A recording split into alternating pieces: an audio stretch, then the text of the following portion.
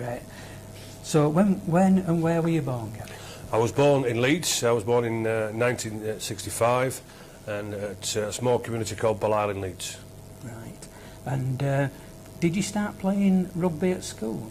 I did indeed. I attended Clapgate Middle School and I started playing there as an 8-year-old. I first attended it when I was 5, but obviously a little bit too young to start playing rugby league at Clapgate, because a lot of people ask me the question, you know, how did you first get it, why or how did you get into rugby league?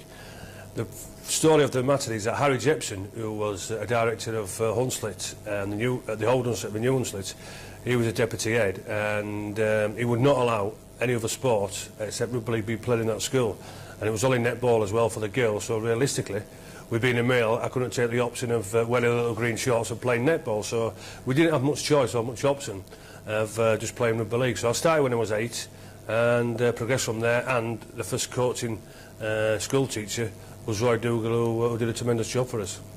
And did he coach you all the time you were at the junior school? He did indeed, because we was a very successful team.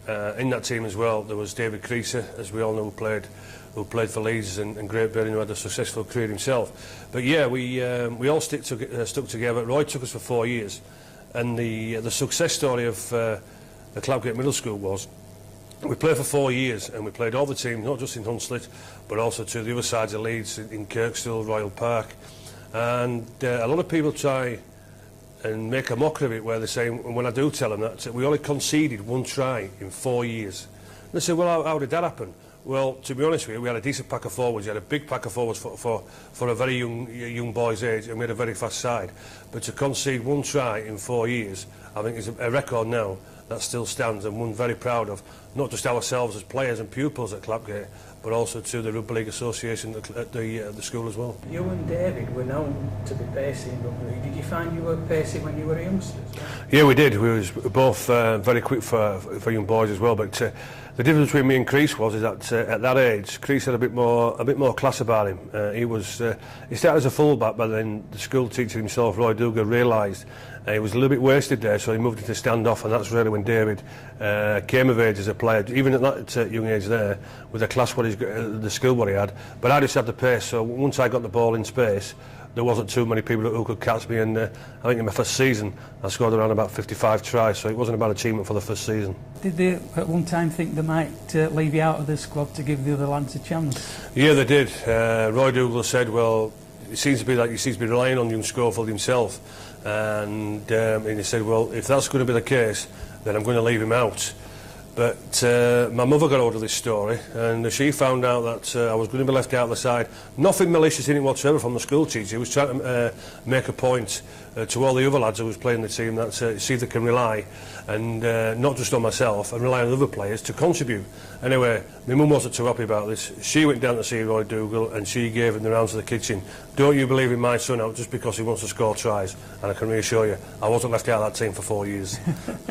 Because of course at that age all you want to do is play. It was all fun, that's what it was all about, and but to say fun for the lads, but our school teacher Roy Dougal, what he did make sure was to making sure that he didn't miss any training sessions. The training sessions after school was on a Tuesday and Thursday, and if he didn't train, and if he, any sort of excuse, then he would not be selected for the weekend game on the Saturday morning. So he was making sure that everybody who wanted to play made sure they had the right dedication to making sure they wanted to play for Clapgate team, because it was an excellent school, and also it was very, very privileged and very proud of its rugby league records, what it's achieved. Because you find that even now with the amateur game, that after the first few games at season, people start saying, oh, I'm working away, or it's somebody's birthday, or there's any excuse really not to play, and so it's setting the standard for you straight away. Well, it is, but so it starts at a very early age, and I can tell you now, from Clapgate school we moved on to Hunslet Parkside just as we finished Clapgate at 12, and one lad, he played for Hunslet, it's called Neil Rayner. And he made one excuse to our coach then at Parkside when we started out, Ron Tinker, God bless his soul, he was an excellent coach and top referee as well, Ron, in the amateur days. But Neil made an excuse that he couldn't come training because he had a dentist appointment at 8:30. Well, I don't think that went down very well with the coach, and I can't remember any dentist in them days working well at 8:30 at 9, and the coach realised that he didn't play for a fortnight, so it was a very good learning curve for himself. Did you have any brothers or sisters that played rugby league? I did indeed. I've got a middle brother called Brian. He's 11 months younger than me, and also as well my youngest brother. There's 2.5 years between myself and Colin. And I said this in my autobiography, what I put in.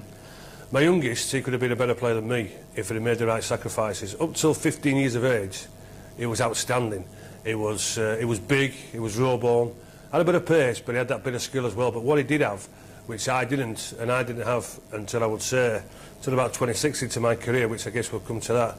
But my youngest, our Colin, he had it all. And I say he would have been better than me, but unfortunately when he got to 15, the ladies came into it, he started smoking a little bit, started missing training, didn't make the right sacrifices from the age where you should do, from 15 to 18, to step up that other level. He didn't do that, but it could have been better than me. Unfortunately went by the wayside. And my middleist, Brian, well, he had trials with Featherstone, didn't work out for himself, but they both enjoyed the rugby league when they played at school. And have you discussed it with him since, when he's seen how... Oh yeah, I've discussed it with him, but he just says, well, it's a lot of balls, it's as simple as that. But I don't believe so. If he'd have done the same sacrifices as what I did, then he would have been a better player than me. Because Alex told us about his brother, and he was the same, you know. He said he just went off the track. And he did indeed, and it's a shame. But he's no regret about doing it. You know, he doesn't say, well, if I'd have done this, if I'd have done that, that's the route he wanted to take. But if he did take the route what I did taken, he would have been, the way the toughness is, I never saw Vince Careerless play. I saw Malcolm Reilly play. He would have been far off another Careerless or a Malcolm Reilly, my youngest brother. Yeah, great players, those two. Absolutely. Did you find yourself then being picked for representative football? Yes, it was. It was Hunslet Schoolboys, which was the first representative team I played for, and the majority of the lads from Clapgate School, I think there was about 11 of us selected for Hunslet Schoolboys, so you could tell realistically what a team what we was. It was an excellent team, and Hunslet Schoolboys were very successful as well. And so you all played for Yorkshire then, did you? There was about 7 of us who got selected for Yorkshire, which again is excellent record for any schoolboy. And what we did come across was a very strong Lancashire team. You know, what we did find is especially when we played Humberside as well, was that the boys were a lot bigger than us, and they seemed a little bit more muscular as well. So we seemed to struggle when we was only under 13 years of age against the bigger lads when we played representative football. Really? And in those other teams that you played, did you see any lads like yourself that went on to be? There were one, and he was only 5'8", 5'9", a lad called Sean Wayne, who played at Wigan. He frightened the hell out of us. No, he did just frighten the hell out of us, he frightened the hell out of his own teammates as well. That's what sort of an impact what Sean we had. He wasn't very big in stature, but I'll tell you what, his heart and his toughness, even then at under 13s, you knew that he was not just going to play professional rugby league at first team, you knew he was going to be a Great Britain player as well. You actually got an award, didn't you, as the team? Was it Open Rugby magazine gave you some kind of award for that brilliant record? Yeah, they did, and also we won a school award, which is given mostly to athletics teams, given to football teams, but it was the Livesey Trophy, which they recognised us. But the Open Rugby Award gave us it when we won the National Cup, which was Hunslet Parkside after we moved from Clapgate. But yeah, it's a great honour to have, because even as amateurs from Hunslet Parkside as well, when we moved on from Clapgate, it's a very successful team, because the majority of the lads, we all stuck together. We weren't just teammates on the field, we were very good mates as well off the field. Yeah, you'd have a tremendous team spirit as well. You'd want to go on, wouldn't they? Oh, we did, absolutely, and there wasn't much falling out, and I can reassure you, the lad Neil Rayner, when he made that dentist appointment, allegedly made a dentist appointment, which obviously it was just a total lie, just because he didn't want to go training. The lads made sure that you know, that we didn't forget about it, because you know, we was all mates there. But when some Mickey was taken out on the lads, but genuinely, when we was coming out to match day, that you know, we made sure that everybody was switched on, because we wanted to be successful as an amateur team. Did your dad play any sport at all? He played football. He was born in Hunslet. He went to Low Road School, and actually he could have had trials with Leeds United. So he tells me. You know, all fathers, you know, when they've had a couple of pints, I guess in them days of a few pints of mile and a whiskey, they tell you the old tale. But I've asked a few questions about him. He was a quality left back footballer, was my old man, But he broke his leg, I'm led to believe, when about 14 or 15, and he missed quite a bit of the season. So then he came back to a bit of form, and then Leeds United said, we'd like you to come for trials, but then they didn't approach it in a way what he wanted. So he said, well, I'm not really interested because you haven't got, because he didn't have any transport. Unfortunately for my father, he lost his dad when he was only 2 years of age himself, so he had a mum to bring him up, and there wasn't that well off in them days like many people wasn't. But Leeds United didn't approach him in a way what he likes. So I said, no, I'm not interested just as yet. So then he was making a bit of a name for himself for Yorkshire schools and so on. And then they came back, showed the same attitude. He just said, no, I'm not interested, I don't want to play for you. So does he regret that? I don't think so, because it was his choice. He enjoyed what he was doing. But yeah, he could have, he tells me, especially after a few more points, that he could have been a professional footballer. But the good thing about it, though, was he didn't put me off at all playing rugby league. He encouraged me every second of the way. And I can just tell you as well, I miss one training session. We was selected for Yorkshire, and there were 7 of us, as I mentioned earlier, that we were supposed to go training, and it was a freezing cold Tuesday night, and we all made an excuse that because we didn't want to go because it was too cold. Anyway, so we told his parents a white lie, really. Anyway, when my old man found out, because he worked away a lot, did Dad, and when he found out that I didn't go training, and realised that it was just a total white lie, as I would say what it is. It was a blatant lie, actually, not a white lie. He didn't go ballistic, and I was only 13, by the way. He didn't go ballistic, and he just said to me, well, listen, son, I'm going to tell you 2 things. First of all, yeah, I want to play rugby league and show the right sacrifices. Or secondly, you don't want to be, and don't waste other people's time. It's your choice. And that's the only time I ever missed a training session. And it was great advice what he gave me. It sets you up in a way from being young to want to be a professional, isn't it? Well, it does, because, as I say, once you get to 13 years of age, we know that stage from 13 to 16, you start becoming a little bit bigger, you start becoming a little bit more mature. Girls might start to fancy you, you might start fancying a few girls, so there's a lot of temptation coming at that age. And as we know now from many professional sports people, you know, it's gone the wrong way from 13, but especially from 16 to 18.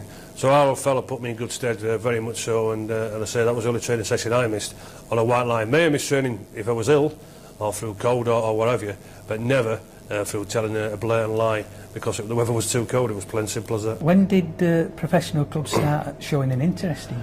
I was 15, and the word gets around, but Ron Tinker, who was our coach at Parkside, he was very protective of us, because the Colt system, the old Colt system was in then, and all the professional clubs wanted all our team in block to go play for their Colts. You know, especially Hunslet was struggling then. But Leeds were around, you know, Casford were around, even Wigan came around when I was 16 years of age. But I always said to myself that I wanted to go on the Barla tour to New Zealand in 1983. So the scouts were knocking around when I was 15 years of age, and Leeds were the big one. Eric Hawley, as we know, Eric Hawley, the super scout of rugby league, what's been, he's found some tremendous talent, as we know, with Harry Hanley, Jason Robertson, just to name a couple. Dave Creaser as well, who signed for Leeds. But yeah, Leeds would chase me when they're 15, and the good thing about it, though, because it saved me mum and dad a few quid. They supplied me with jock straps, they supplied me with my boots, they supplied me with my shoulder pads. I started wearing shoulder pads when I was 15, so it saved us a few quid. But Leeds knew the knowledge that I wasn't going to sign until I'd been on the Barla tour. Even at 15, I realised that that was an ambition. It was an ambition I wanted to fulfil, and in the end, I achieved that. But yeah, the scouts were knocking around from 15, and you knew then that you could maybe figure about turning professional. Did you know you were being watched, or did they known to you? Yeah, you do. People let you know, because scouts, even nowadays, they can't keep the trap shuts, can they? You know, I'm representing St Helens, Wigan, Leeds, Bradford, Casford, so on. So they don't, and then obviously the scouts themselves talk. You know, they'll say who you're watching. Mainly they're watching the same player. So yeah, word gets around. But as I say, Ron Tinker, our coach, were very, very protective, and he was making sure that if we was going to sign early, which fortunately for our club Parkside, we didn't do that. We all stuck together. But due to Ron Tinker being protective and wanting to be successful as amateurs, it worked out that way for us. Yeah. Was it usual for somebody like Wigan to come into Yorkshire and sign the young talent? In them days it was a little bit, but and I say they had you know, massive talent over there. We know that Wigan sent Pat's team, what they had over there just a year above ourselves, you know, with the Mike Gregory's, Andy Gregory's, Joe Lydon's, the Sean Waynes, what I've mentioned. But yeah, I got wind of it when I was 17, that Wigan were chasing me, but as far as considering going to Wigan, it never entered my mind whatsoever. What made you then sign for Hull? Well, funny enough, Hull got the message about myself from Robin Devote, Gary Devote's father, and the squad had been selected for the New Zealand tour to go to Barla, and lucky enough I've been named as captain as well. So it was a Wednesday night, and we were due to play Dewsbury A team, but unfortunately it was called off. So, but in the crowd there was Arthur Bunting and Mike Page, one of the directors. So they came to watch me. The game was called off. So myself and Adele, it's a pretty, a little bit naughty this story, but anyway, around about 10:15, myself and Adele were at home. Mum and Dad are in bed, and as you do at 16 and 17, we're having a bit of a kiss and cuddle on the sofa. And Mum and Dad's in bed, so we thought we'd have a bit of playtime. And there was a knock on the door about 10:15, and I said to Adele, "Bloody hellfire, who's this?" Anyway, so it goes up, "Hello, who is it?" Answer came, "Arthur Bunting." Arthur Bunting? Arthur Bunting from Hull FC, Mike Page, director. "Can we talk to your mum and dad? We'd like to talk to you, Gary." So I just said, "Oh, well, just give us a minute." So I runs upstairs. "Mum, Dad, what's wrong?" "Arthur Bunting, Hull coach and Mike Page, director. They're downstairs, they want to come and speak to us." "Oh, all right, tell me in 5 minutes." Rushed downstairs again. Mr Page and Arthur Bunting came in. They outlined that they wanted to sign for me. They put a contract on the table, but my father said to him, "Well, listen, he's going on this Barla tour. He's not going to sign any professional forms. As you do know, Leeds chase him strongly. They've been chasing him now for the last 18 months. But he's not going to sign. We very much appreciate your interest there. So if you want to come and see us, you know, in another 3 or 4 months, then we'll see what the interest is there. Listen to what you've got to say. Listen to what Leeds have got to say, and then we'll take it from there. But he won't be signing any forms, and he won't be playing professional rugby league until he comes back off the tour, which was obviously 1983. So myself and Adele was going to be my future wife. We didn't really finish what we started, I'm afraid to say, on that Wednesday evening.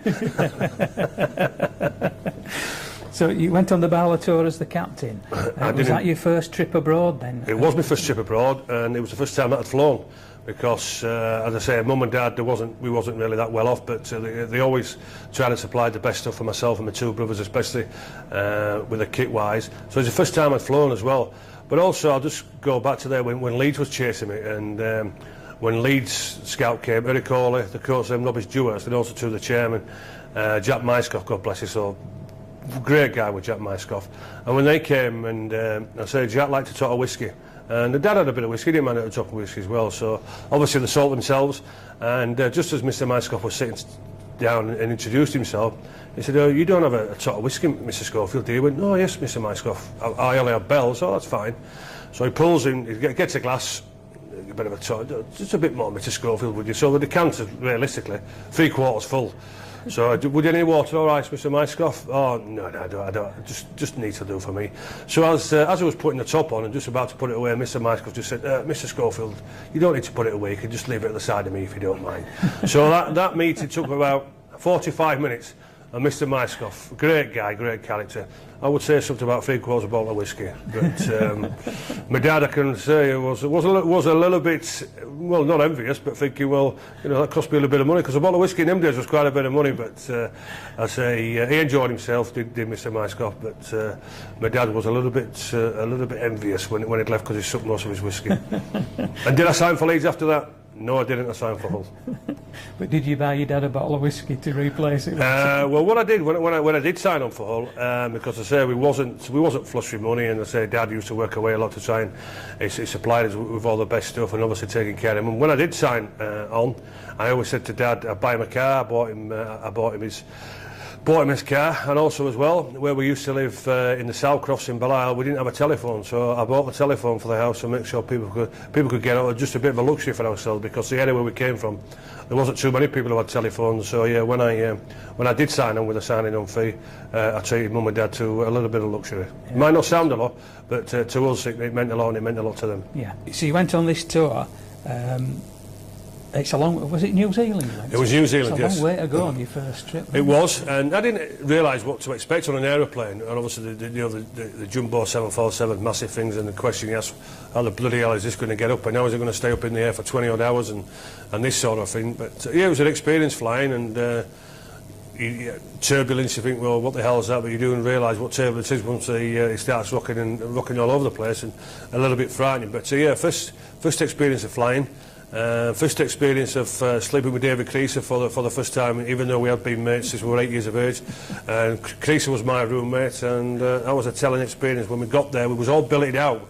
Barlow, unfortunately, the tight so-and-so's what they are. The management was all in the hotels, but we was all billeted out with families. And so this family, what me and Dave Creaser was with, we got stuck in the caravan. They had a caravan in the back garden, so that's where me and Creaser stayed. And I say, we're even still best of mates now, and there's a friendship that started long ago. And I must say, I don't think his wife will enjoy some of his sleeping habits, what I learned when he was 18 years of age.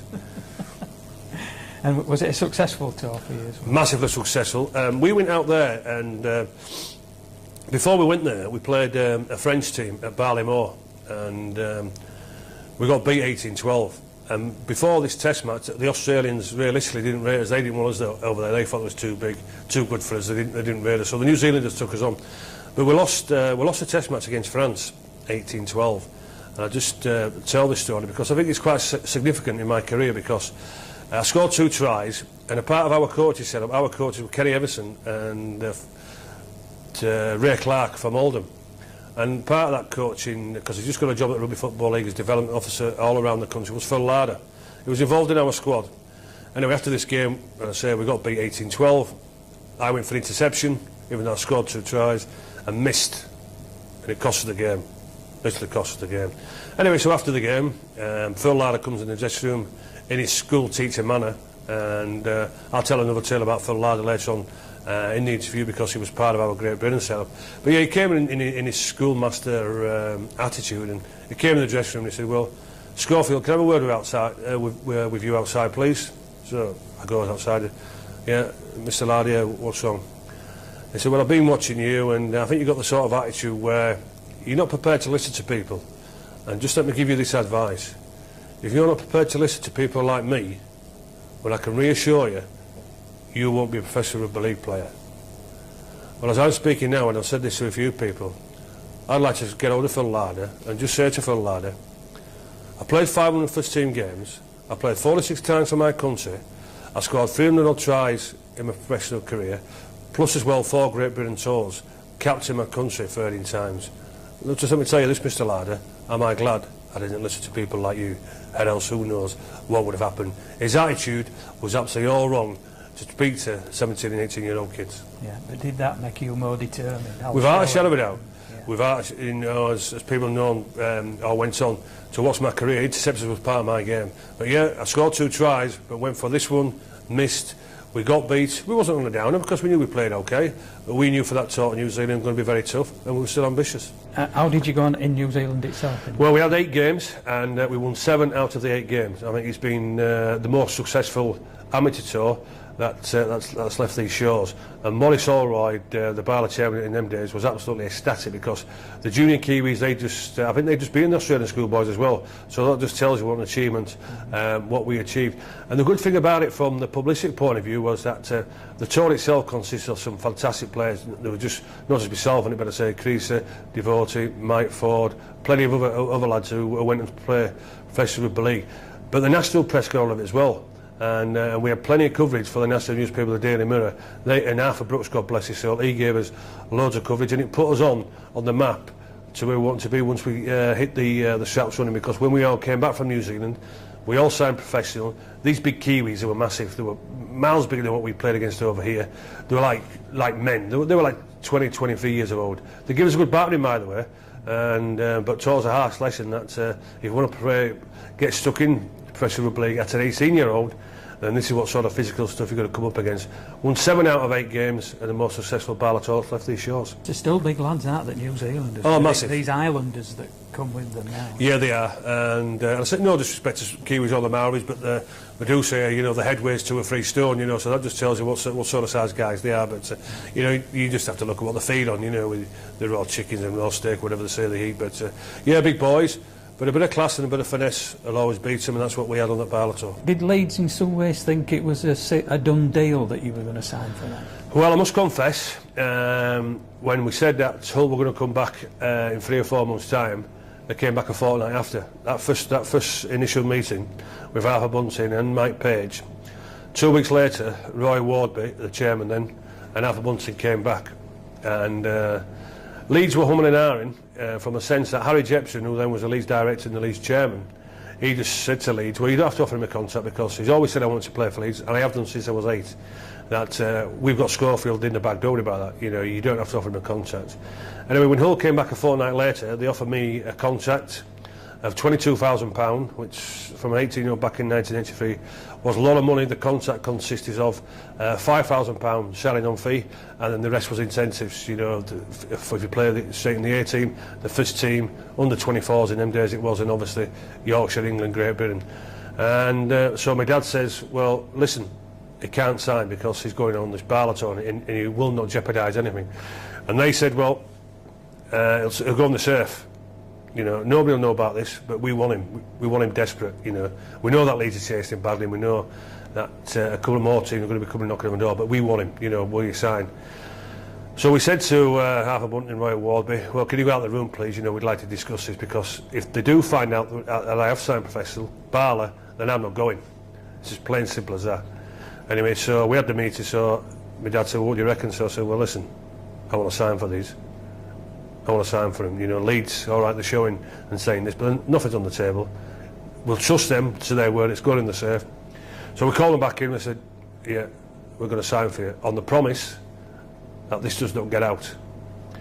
So yeah, we signed there, done deal, and then after 3 or 4 weeks, Leeds come knocking on the door. We heard, you know, can we come and see you? We got a contract. The Leeds contract was £28,000. Obviously I couldn't sign it because I signed for Hull. But all Leeds was, well, we've heard that you signed for Hull. Have you signed? No. Well, it's in the surf, you've signed. We just kept saying no, and no, and no, but I was telling a white lie again. I had done, and they were just saying, well, you know, give us first option.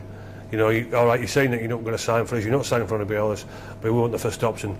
But yeah, I'd signed for Hull in that last season of mine in September, and what I did do, and I got myself in big trouble with Hunslet Parkside my last season. Hunslet Parkside was, we didn't have a game over the Christmas period, and I played for Hull Colts, which I shouldn't have done because our coach, and I never told the coach, Ron Tinker, I should not have played. Anyway, I did do. And, was this the famous A another? This is the famous A another. And anyway, so I asked my dad again, because I always ask my dad for his advice, and it was advice well given. And I said, well, what do you reckon, Dad? You know, it won't get out. You know, I'm playing on day another. You know, no publicity, we're fine. Yeah, go on, we might as well. And you ain't got to give a Parkside. So I played this game. With Rochdale Hornets, I think we played. Anyway, I scores a hat-trick. Oh, bloody hellfire. What's in the paper on the Monday? New signing for Hull, Schofield, Starlight. Makes his debut for the Hull Colts, scores a hat-trick. So then you can imagine what's happening then. The coach at Parkside, when I went training the following Tuesday, he suspended me for 2 weeks. All the players didn't what I do, because what we did say was none of us would go play for any Colts team. We'd all stick together Parkside as a unit, and none of us would go.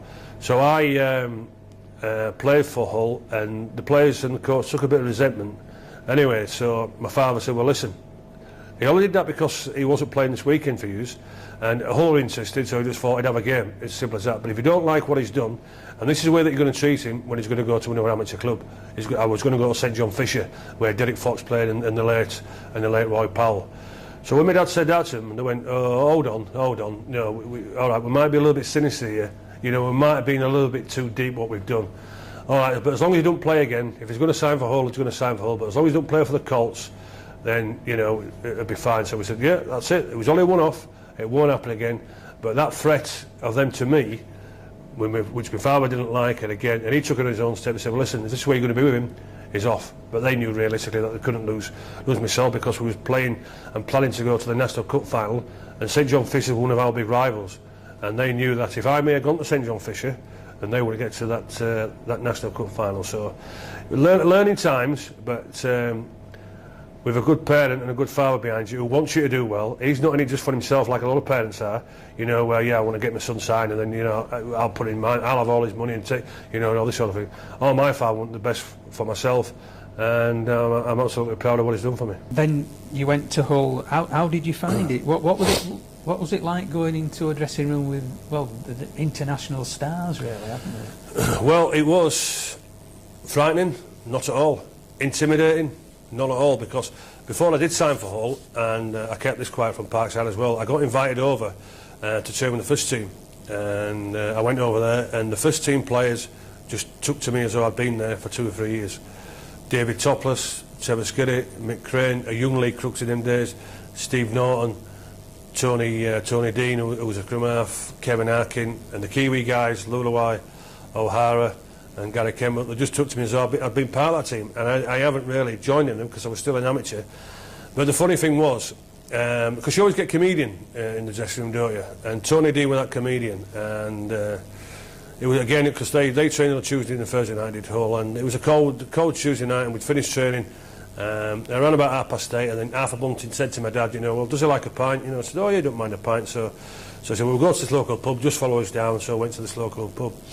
Anyway, I was in the changing rooms, you know, going for the showers, and I'm there with all these guys and the big boys, muscly, and some of them have got a little bit manlier than what I've got, and it was a cold night, don't worry about that. So I get in the shower with my jockstrap on, and as you could well imagine, that the big boys are there, there's about 89 of them stood there, and Tony Dean just looks round, he sees me coming to the shower, and he just says, oh well then, you've got a bit of a small one, have you?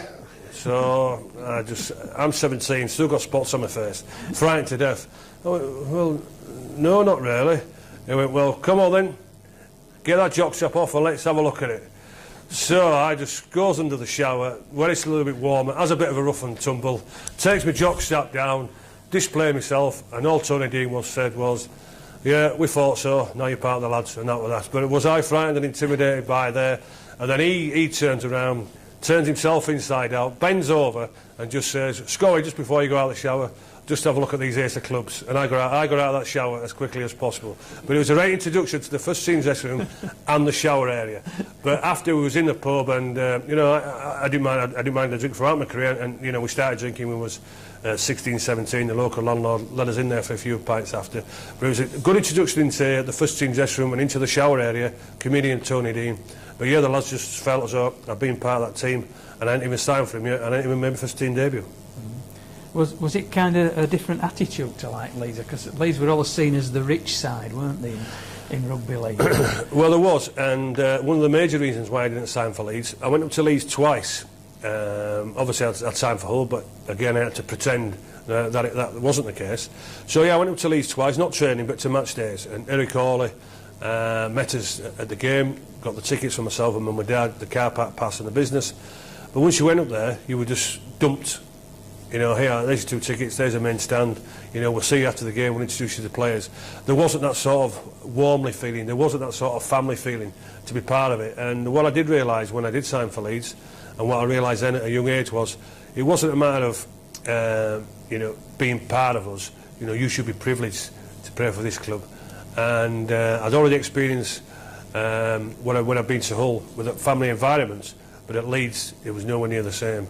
And I convinced myself I'd done the right thing by signing for Hull after the 2 previous meetings when I had at Headingley. Always wanted to play for Leeds, always wanted to put the blue and amber jersey on, but at that time it wasn't for me. When I did sign for Hull, Arthur Bunting put great faith in me because, you know, he left out an international player in Steve Evans by taking a chance on me. But what I did find out was Bunting was always asking Dave Topless' opinion, and Dave Topless came to see me play at Blackpool where the National Cup was. And I can remember Topo put in the Open Rugby magazine was, he saw me play and he just said, Hull, we've signed Schofield, he's ready now for first team football and he'll be playing this year for us more often than not. And Bunting put his faith in me, and I've got to say a big thank you to Arthur Bunting, because team full of stars, and he put an 18-year-old kid in myself, still spots on his face, 12 stone went through into that international setup. And would it have happened at Leeds at an early age? Creasy got the opportunity, but I just think maybe it may not happen for me as an 18-year-old. But it's the old expression, isn't it? If you're good enough, you're old enough. Without a shadow of a doubt. Yeah. And whichever sport where you play, if you've got the talent there, let them play, sling them into the deep end and let them mature very, very quickly. Did you find it daunting in your first game for Hull then? You know, it's it's completely new to you having a crowd baying at the back of you. How did it feel going on for you? Very, very strange, because it's an atmosphere that I've not been used to before. It was at home against Warrington at the Boulevard. We knew the Boulevard was thriving then, 13,000 fans, full of black and white, full of you know, a little bit blue and white from Warrington. But what I was facing, it was Ronnie Duane, and Ronnie was just 12 months older than me, 19, excellent amateur player as well. I heard about Ronnie's win, the Rhino, and the game itself, it wasn't the best of debuts for myself because Ronnie Dwayne made sure of that. He absolutely knocked 7 bells of shit out of me, did Ronnie Dwayne. Absolutely, I was battered, I was bruised, and we drew the game 22 apiece. And very, very much a learning curve. If I felt I was just going to come into that team and all of a sudden in the first game start scoring 2 or 3 tries like I did from a schoolboy, like I did for Hunsett Parkside, I was in for a very rude awakening, and Ronnie Dwayne made sure in my debut that it wasn't going to happen in that first game. Because of course they'd have laughed at him then, wouldn't they, for an 18-year-old? Of course I would. Ronnie, he'd only been 12 months experience to me. And then funny enough, the thing what I did, because we'd come from the Barlaton, myself and Dave Creaser, we'd booked a holiday. We booked a holiday to go away to Portugal for 2 weeks, because when we did sign, we didn't realise that we'd be in the first team squad straight away. Anyway, so the coach, Alpha Bunton, accepted that. And but I thought to myself, I think I've made a mistake here. He's giving me opportunity to start in the first league game, then I'm going away for 2 weeks. Am I then going to be put in the A team, you know, for quite a spell, to try and get the form back on the ball, get the fitness, because if the team's playing well Alpha Bunting wasn't going to drop you. But what did happen when I came back, I played in the first game back was in the A team, but I only played 1 half, and that was at Bunting had seen enough. And then the week after, that was on the Wednesday, and then the week after back in the first team, didn't play too well. I can't remember who that was, but on the Wednesday I was playing Keighley in the Yorkshire Cup, and I was put on the bench with Trevor Skirrett. And Trevor's a great character, because Trevor will tell you, you know, he was a builder, and he wasn't one of the big name star, but he didn't feel as though he was in the company of the Toplases and the Nortons and the Cranies and the Lulawai. And what in them days, if you only played half a game, you only got paid half a pair. You know, so Trevor was eating and come on, get me on, because if you play 1 minute in the first half, you get the full pay then. Anyway, so Trevor managed to get himself on. Anyway, for the last 15 minutes, I managed to get on Keighley, and that's where I scored my first professional try. Kevin Arkin put me on the post there at Lorcombe Lane, and that's when it all started for me in the try scoring stakes. And then on the Sunday, that's when it really happened to me, because we played Leeds at Headingley, and that's when I scored a hat-trick. And then it was a matter of saying, well, this is what you missed out on, and this is where it really starts for myself. Yeah. So you'd be chuffed at that age then, going to Headingley and scoring a hat-trick. Did the Headingley supporters know that had it been publicised that you'd gone and signed for Hull, local junior star signs for Hull? It was, and as I say, Harry Jepson was our school teacher and our mentor, really. And what Harry Jepson did put in the local paper was, Schofield's gone to Hull, Creaser's come to Leeds, we believe we've got the best player. That's Harry's opinion, everybody's entitled to their opinions. But that day when I scored the hat-trick, I heard some of the crowd saying, because sportsmen do so, they don't have people in the crowd, but yeah, the crowd was saying that day, I think we've got the wrong one, I think Schofield's better than Creaser. We both had decent careers, but as we know, the rest is history, as the old saying goes. Yeah, and you got to your first Yorkshire Cup final with Hull that year. Was it Castleford you met in the final? It was Castleford. We won the result 12-2, sorry. The game itself, very, very dour, played in appalling conditions, Ellen Road, and very, very dour game. The involvement for the backs, nothing much whatsoever. I can remember the highlight was because Patrick Salah was playing outside me, he was a Frenchman. Well, Bunty knew myself, if I was in half a chance for scoring the try, then I wasn't going to pass to the winger. No way made, so there's no point in me having a winger because he wasn't going to get the ball. And Patrick Salah complained all the time about playing outside me, and Alpha just said, well, if you don't like it, you're going to have to leave, because that's the way he is. You're going to have to put up with it. It's just plain simple as that. So it was great to hear that, an Englishman saying that to a Frenchman, and a typical really of a Frenchman sulking, isn't it? and then very quickly you got picked for the Great Britain under-24s, was it? It was, yeah. Dick Gemelow was one of our directors. Obviously, he was the manager. The under-24s, Frank Minor as well. He was the coach. Yeah, after that debut at Scotland, 3 tries at Headingley, after the Warrington game it came as quite a surprise, because 18-year-olds, new kids on the block, do they get the opportunity? Because at that time there were some cracking players around. Ellery had just started out, Andy Goodway was knocking out. You got the Andy Gregory's, you got your Joe Lydons, your Mike Gregory's. So it was quite quite surprising that I got noticed, especially in the professional ranks, very, very early. Yeah. You found that with Roger Millward, it started to happen for him really quickly as well, like that. You know, it just shows, doesn't it? Well, it's quite obvious that they've known what you've been like as an amateur player, and the question was then, could he adapt to the professional way straight away as quickly, you know, coming from the amateur game? And I did that very, very quickly. Was it through class in a way, skill? Well, all I had was anticipation, support play. I was very, very quick, and I was aware of what's going on around the game because, again, coming from my father, my dad always said to me, well, listen, if you're not getting the ball, go looking for the bloody thing. Don't just stand there and wait for it to come to you. Go looking for it. And that first season where I had, you know, I was in the right centre, but I didn't score half a dozen tries in the right centre. I was all over the place. Had you ever played standoff at that time? You know? No, at school I was always a centre, and not, you know, because Creasy was our standoff, the best standoff going around in the country for his age in them days. So I wasn't given an opportunity to stand, and I didn't want it really because I was very, very happy playing at centre, very happy with the service what I was getting, and with the tries what I was scoring, I couldn't really complain. But I guess if you look at the standoff we had at Hull, David Topless, sensational as we know that, and then Fred Alcoy, you know, came during Toppo's time, so it wasn't really time for me to move to standoff, and I realised when the time was to come, when obviously when I moved and left Hull. Then you had your French games. Yeah, I made my test debut. I got picked for the under-24s, and then I was on Great Britain calls duty actually, and then Frank Myler gave me the call up to make my test debut against France the following January in '84, and I must say the result itself was a 10-0 result. 5 goal kicks from David Hobbs. The game was absolutely rubbish. The crowd was totally booing, and rightly so, not just the French team but the Great Britain team. The performance was pathetic, and I thought myself, well, I've blown my test chances because there was a tour coming up at the end of that season. But fair credit to Frank Myler, obviously he gave me an opportunity on the 24 level, came as a sub over there at Oldham, exactly the same again over in France when we played there. But after the game, Frank just came to me, and he knew I had an absolute nightmare. It was total rubbish. Was it too early for myself? Well, the press thought so, maybe a lot of other people did. But Frank just said to me, well, listen, Scully, just keep going as you are all season. See what happens, keep playing as well as what you are do. Then he could get picked for the end of season tour to Australia and New Zealand. Of course, you'd play for Hull then, your first local derby. Now, there's always this argument, it's Leeds Bradford, it's Wigan Saints, or it's Hull. You know, how did you go on in your first derby with Hull Kings? I was absolutely frightened to death. Absolutely intimidating at the Boulevard, and you know, with the old saying, well, you know, the first 20 minutes there shouldn't be rugby league ball on the field. Well, that's exactly the same when I played in my first derby. Anybody who got tackled and played the ball, obviously when we played the ball there was a total fight, and this went on, as I say, for 20 minutes. Then after about 28 minutes, there's myself and Steve Evans just stood on the right hand side, and on our right hand side, and on their left there was Len Casey, Gary Prome and David Laws.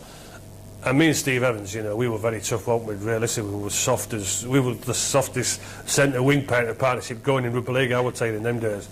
Anyway, so there's Casey, there's Gary Prome and David Laws, and we just stood loitering. We're not even interested in the ball or any play. So Len Casey just says to me, "Hey, Schofield," and I'm just frightened. "Yes, Mr. Casey. Don't you think about coming down this side, and else I'll knock your head off your shoulders." A bit different terminology because I can reassure you the sweary words what he did use.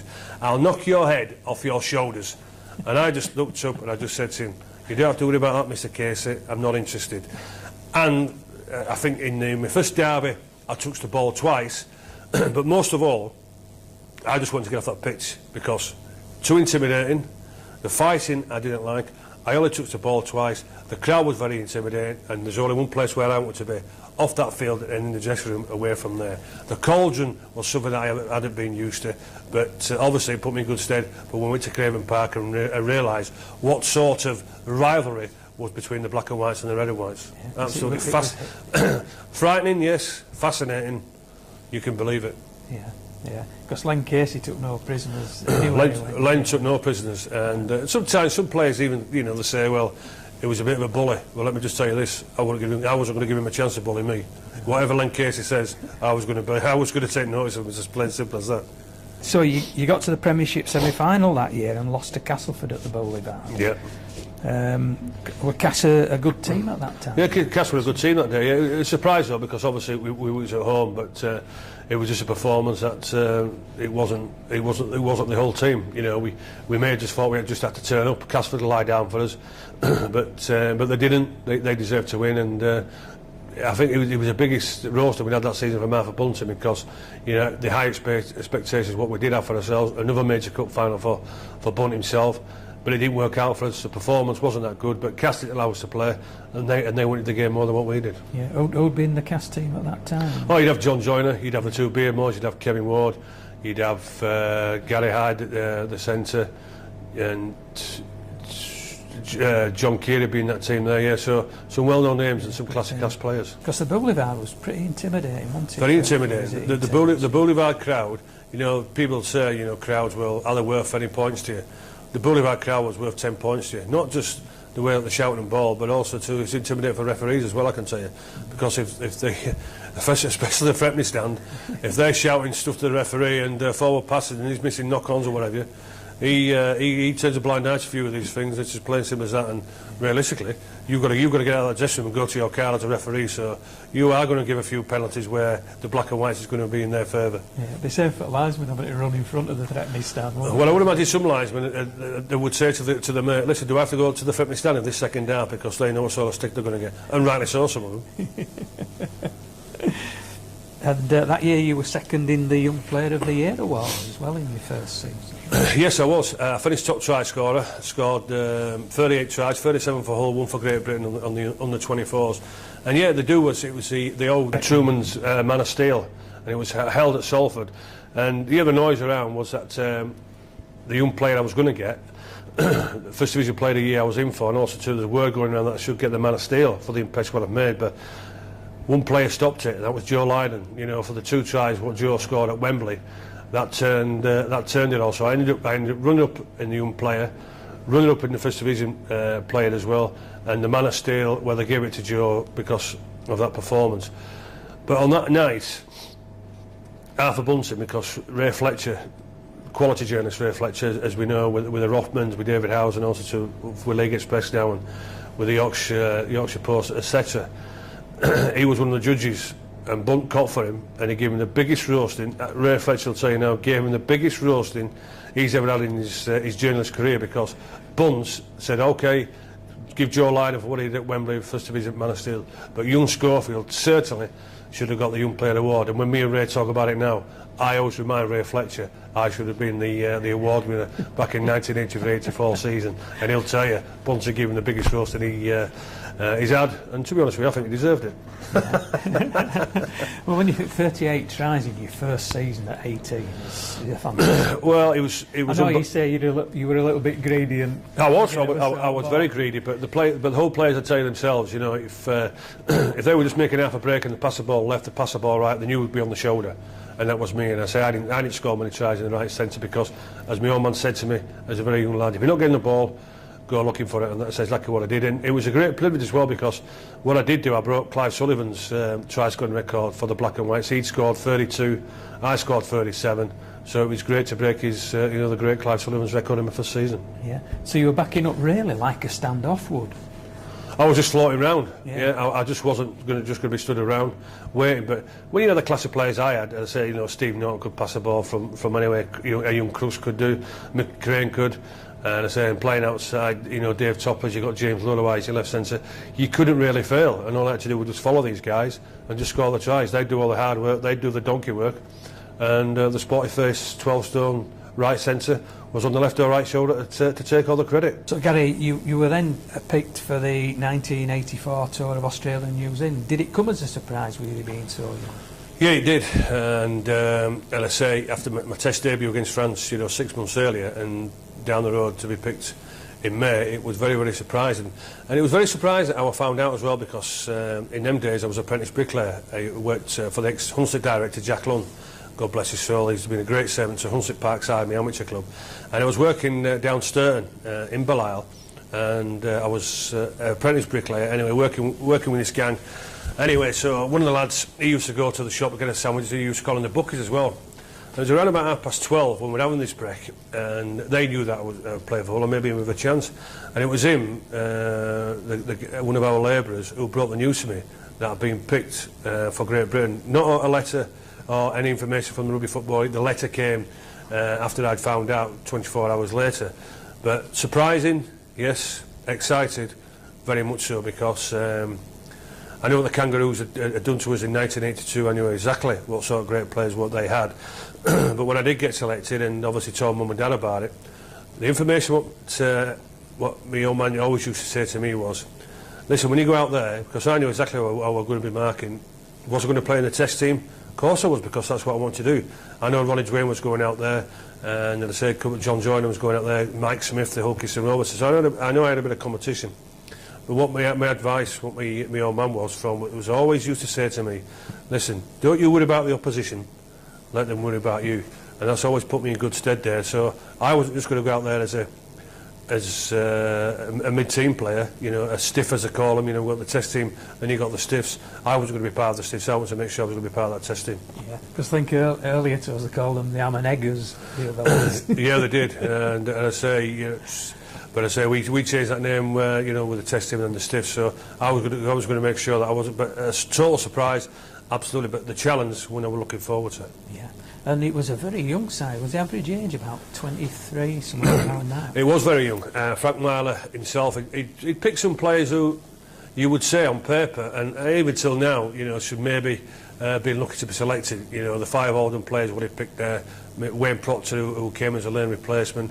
You know, even maybe myself as an 18-year-old, still very much a novice in the rugby league professional wise. But Frank took the gamble, took some experienced guys as well. You know, unfortunately, 2 of them had to cry out. Well, Len Casey was suspended for 6 months, so he was supposed to be the captain. Trevor Skirrett was named as captain, but unfortunately Trevor had to pull out with a knee injury. And then the name Brian Noble, who I think has been the youngest Great Britain captain to Tole. So somewhat young and inexperienced captain, but also too we had some experience as well. Yeah.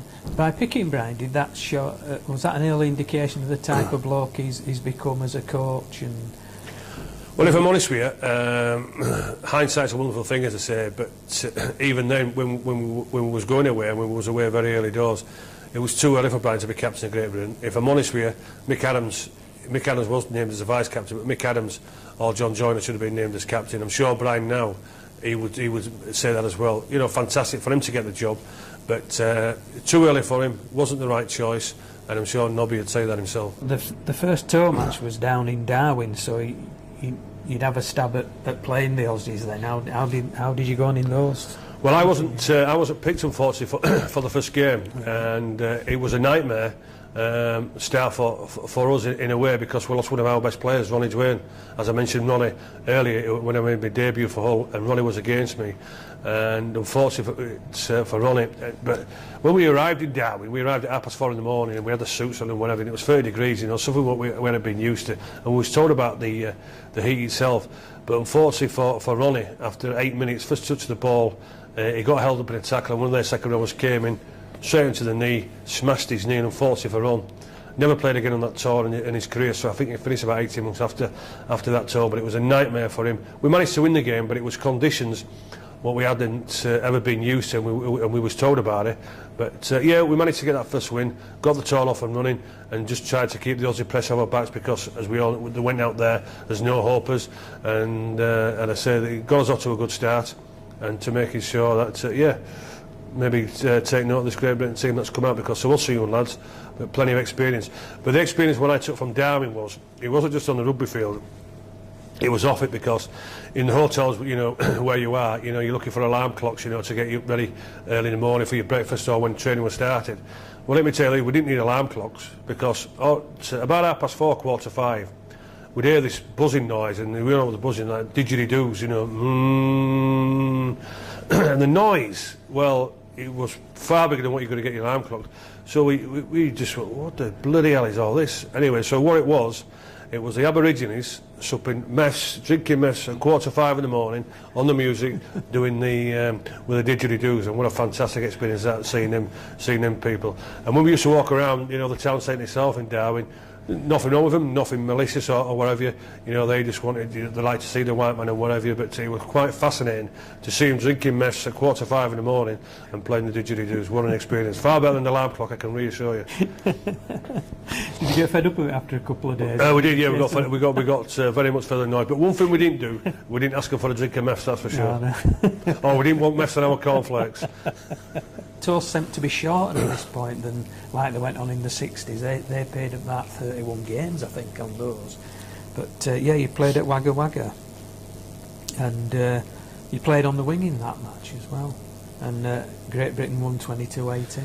Yeah, we did, and very intimidating again because you're going out in the bush. And as we know, you know, the hatred between the Englishmen, because anybody who calls us Poms, I can't stand it.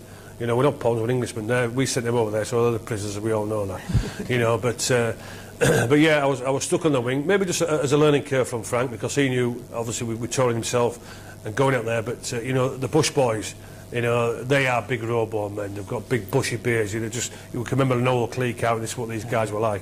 Yeah. And the sheds, you know, where we got chains, just wooden things, dirty, filthy. And you think yourself as a national team, bloody hellfire. You know what we're doing playing here. So the attitude was really, we know we're going to be in for a battle. We're going to be in for a good island. Let's just get the result. Keep the Aussie press off our off our backs, and let's go out there, just get the result, and let's just get back to the hotel as quickly as possible. And that's what sort of performance it was. But our first goal was, you know, to make sure that we'd go into that first test unbeaten there. So then, you know, we can maybe give a lot of people a lot of hope that for the first time could we bring the Ashes back since 1970, where Frank had played and captain. And Frank what did he say about how he picked the team on tour? Was it going to be on form? He didn't just pick names, he picked people on form. He would pick people on form, and as I say, he wasn't worried about reputations. You know, he was making sure that, because as we know, Joseph Lydon, when Joe went out there after his Wembley performance, as we know, it was magnificent, the two and ties. Once Joe landed in Australia, all he was being classed as the new Res Gasnier. Britain have got the new Res Gasnier.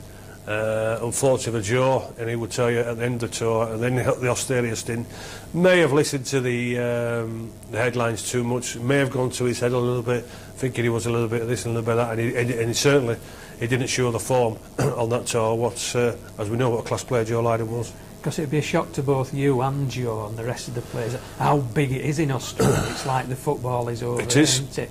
So he'd go, and if they're treating him as the new Reg Gasnier, which is a massive compliment, because he was, you know, one of the greatest players ever to them. Without a doubt, and I learnt that, and I knew about all this publicity, and I knew exactly how Joseph was because I was Joe's roommate, you know, so I knew, you know, from the inside out, you know, the way that Joseph was and the way that Joseph was acting. So that was good for me because we was both vying for the right centre position. You know, he was in competition for that place. The job got a little bit easier because, unfortunately for Ronnie, he got hurt in the first game. But yeah, Joe certainly, before he got on the plane leaving England for Australia, was certainly the number one centre. But as we know, the way that it panned out, unfortunately, it didn't work out for Joe. Yeah, so you came to the first test and you were picked. I was, showed a bit of form, and I say, but unfortunately, again, Joe wasn't showing the form what he should have been doing. So again, the publicity, because he was named on the bench, but Tony Myler was struggling as well, you know, with his knee. So what Frank did, he gave me the opportunity to pick Des Foy at standoff. So it was a new combination. But what Frank was thinking of playing me at standoff, marking the great Wally Lewis, and I hadn't played standoff realistically in my career, but he asked me if I fancied it, so I said yeah, but you know, it depends, you know, what sort of belief what you have in myself, but I would realistically be more comfortable in the centre. Why I said that I don't know, because I was facing Marman England anyway, so the job wasn't going to be much easier, was it? If I was going to be facing Wally Lewis or if I was going to be facing Marman England. Anyway, I got selected at the centre and Des Foy at standoff. But that first test, after 17 minutes, Neil Holding, he was picked at scrum half. Andy Gregory's form had totally gone out the window for whatever reason, and so Neil Holding got picked at scrum half. But Neil got taken off after about 18 minutes, and it was thrown upon me then to go into scrum half there, which I loved. Totally loved it, the challenge and the ball in hand a little bit more, a little bit of organisation, which I hadn't done in my professional career, and I enjoyed that experience. And as everybody knows well, we got beat, not by too many points, but I scored a try, and you know, the movement was from dummy half there. He went on the right hand side. Desi Drummond stepped back inside, and I was just on the inside there, 20 yards away. Sydney Cricket Ground of all places, to score your test try against Australia under the H's, and well, the celebration, what everybody see. I had long curly hair then, and 12 stone. Luckily the spots had gone, so I was absolutely delighted by scoring my first try against Australia at the Sydney Cricket Ground. Yeah. Wasn't happy about the result, but yeah, delighted. Yeah, delighted about my performance. Yeah. But I'll tell you another thing as well, as I mentioned there, because I was playing Mal Meninga. When I got selected for the test side, I phoned my father up, and I say always, you know, for advice to my dad, and I told him that I'd been selected for the test team, and lo and behold, exactly what I said earlier was that, and I said to him, I said, well, listen, Dad, I'm marking Mal Meninga, and the other side is Gene Miles, you know, and he just said to me, well, what have I always told you? You know, don't you worry about them, let them worry about you. And most of all, go out there and enjoy yourself. Great, Dad, yeah, thanks very much. Make sure you watch it on television, and I'll do my best. Put the phone down. So then I thought to myself 10 seconds later, that's so much easier for him to say. He's 12,000 miles away. He's not on that pitch marking a guy who can run like the clappers, 17 stone, and when he does, you know, he knocks you off. But anyway, put me in good stead, good experience. And I say I got the try that my father certainly wanted, and a performance what I was pretty happy with. Yeah, yeah. And I think, didn't the match have one of the famous punch-ups as well early on? It did, and my old mucker Cruxy, you know, he was the instigator of it all. With Dave Brown and Greg Kinescu were there, front row was there. We know Ray Price was in there waiting. But our lads, Chris Burton, you know, Chris took mine a bit of a scrap as well. Mickey Adams were on there. So yeah, Crux. Because as we all know, Crooks, he played against 82 Kangaroos at 18, messing about with Les Boyd. Well, that tells you how much brain Crooks has got, doesn't it? And then he was carrying on in 1984 and making sure that he was around. He wasn't going to be intimidated by anybody. Yeah, so Crooks was making sure he was starting a few fights. And that test match as well, the great elbow. I don't encourage or con, but when David Hobbs smashed Greg Kinescu, and you could see it clearly on television, when he hits him with the elbow, his tooth comes flying out there, but the game was over. There was only 10 seconds left, so Hobbs had fought and make a name for himself, and certainly not Greg Kinescu's tooth straight out of his mouth. So if he had toothache in that front tooth before the game, he certainly didn't have it after. They're always known to be tough matches in Australia, weren't they? Oh yeah, yeah. Well, there's no love lost, is there? No love lost whatsoever. But as I say, we got beat, but and I say a bit of credibility because, you know, the amount of stick what the Aussie press had given us, they thought it was going to be a whitewash, you know, 40-odd points, and I think the game finished up about 28-8. 28, so 20-point margin. They were anticipating a 40-point defeat, so a bit of credibility. Not happy that we got beat, but certainly could go into the second test with a lot of confidence. Yeah, because I noticed from the match as well, they were playing Keith Mumby at centre and Hanley on the wing. It's strange when Mumby was a full-back and Hanley was playing stand-off. I take it he was still at Bradford then. Yeah, Ellie was still at Bradford, and I say, yeah, and it was quite strange because Frank picked me and Keith Mumby as defensive centres. Well, I'm 12 stone wet through. Keith, as we know, excellent defender. Not the quickest, I would mind you. You know, and we was up against Gene Miles and we was up against Mal Meninga. Well, come on, Frank, you know, you've been in the game long enough. You know, how the bloody hell are we going to defend against these two guys? But we did a half-decent job. But I say we was picked mainly, and Keith played in the free test in the centre for his defensive qualities, not for his try scoring. But Ellery, you know, he was on the wing, but Ellery could just float around anyway. That was his job, and that's exactly how Frank told him to play. Yeah, yeah. To handle these big guys, did you get the second rowers coming out to try and handle? No, they wouldn't do. No, they wouldn't do because they were literally as frightened as what I was when I was calling him out at you know, Chris Burton and whatever. You know, could we get a shot of me and try and stop this big guy? And, well, if they did, there was very, very slow coming across to try and tackle him, I can reassure you, because I had Gene Miles to mark, and the outside Gene Miles was Eric Groth. So there's two big, massive guys there. If you could contain one, then we had Eric Groth there trying to contain as well. So at times it was a little bit impossible, but it's a good experience. Good experience. You retained your place for the second test against Australia as well. So how did that one go? Well, it was very memorable for myself. It was a pretty nasty test match actually, because there'd been quite a little bit word in saying after the David Hobbs incident, you know, that there may be a little bit of revenge from the Australian players. So it was a little bit nasty at times. And I can remember one incident, Kevin Rain, and we was playing the game in Brisbane, and it went after Wally Lewis, and if Rainey had caught Wally Lewis's head, I can reassure you, his head would have finished up in Sydney from Brisbane. It was that malicious, it was that quick and hard, that, well, certainly it would have smashed his jaw, it would have smashed his face, which you don't really want to see. But yeah, but for me, a memorable test match as an individual, because as some people are saying, I've scored a try of test match rugby league. Obviously everybody's got an opinion there, but I was involved in a try which was around about 75, 80 yards from his own try line, involved in it 3 times with Desi Drummond, Andy Goodway and myself, as I mentioned, 3 times there. So yeah, an occasion or a game that I will never ever forget, because to score a try against Australia like that, truly memorable. But against Australia, as we've known now throughout many years after this test series, and up to the recent days, that if you throw the ball about against the Aussies, they don't like it, you know. So Frank was making sure that we wasn't playing the robotic rugby league. If you get a chance to throw the ball around, the Aussies don't like it. We did that, and it paid off a little bit for us on that occasion. Mick Burke kicked the goal from the touchline, put us back in the game, but the Aussies just a little bit too strong for us, a little bit fitter, and I think they won the test match 18-6 in the end. Yeah. So again, it wasn't an embarrassment, it wasn't humiliation, but unfortunately the Ashes had gone again for another 2 years until we played the Kangaroos in '86. Yeah.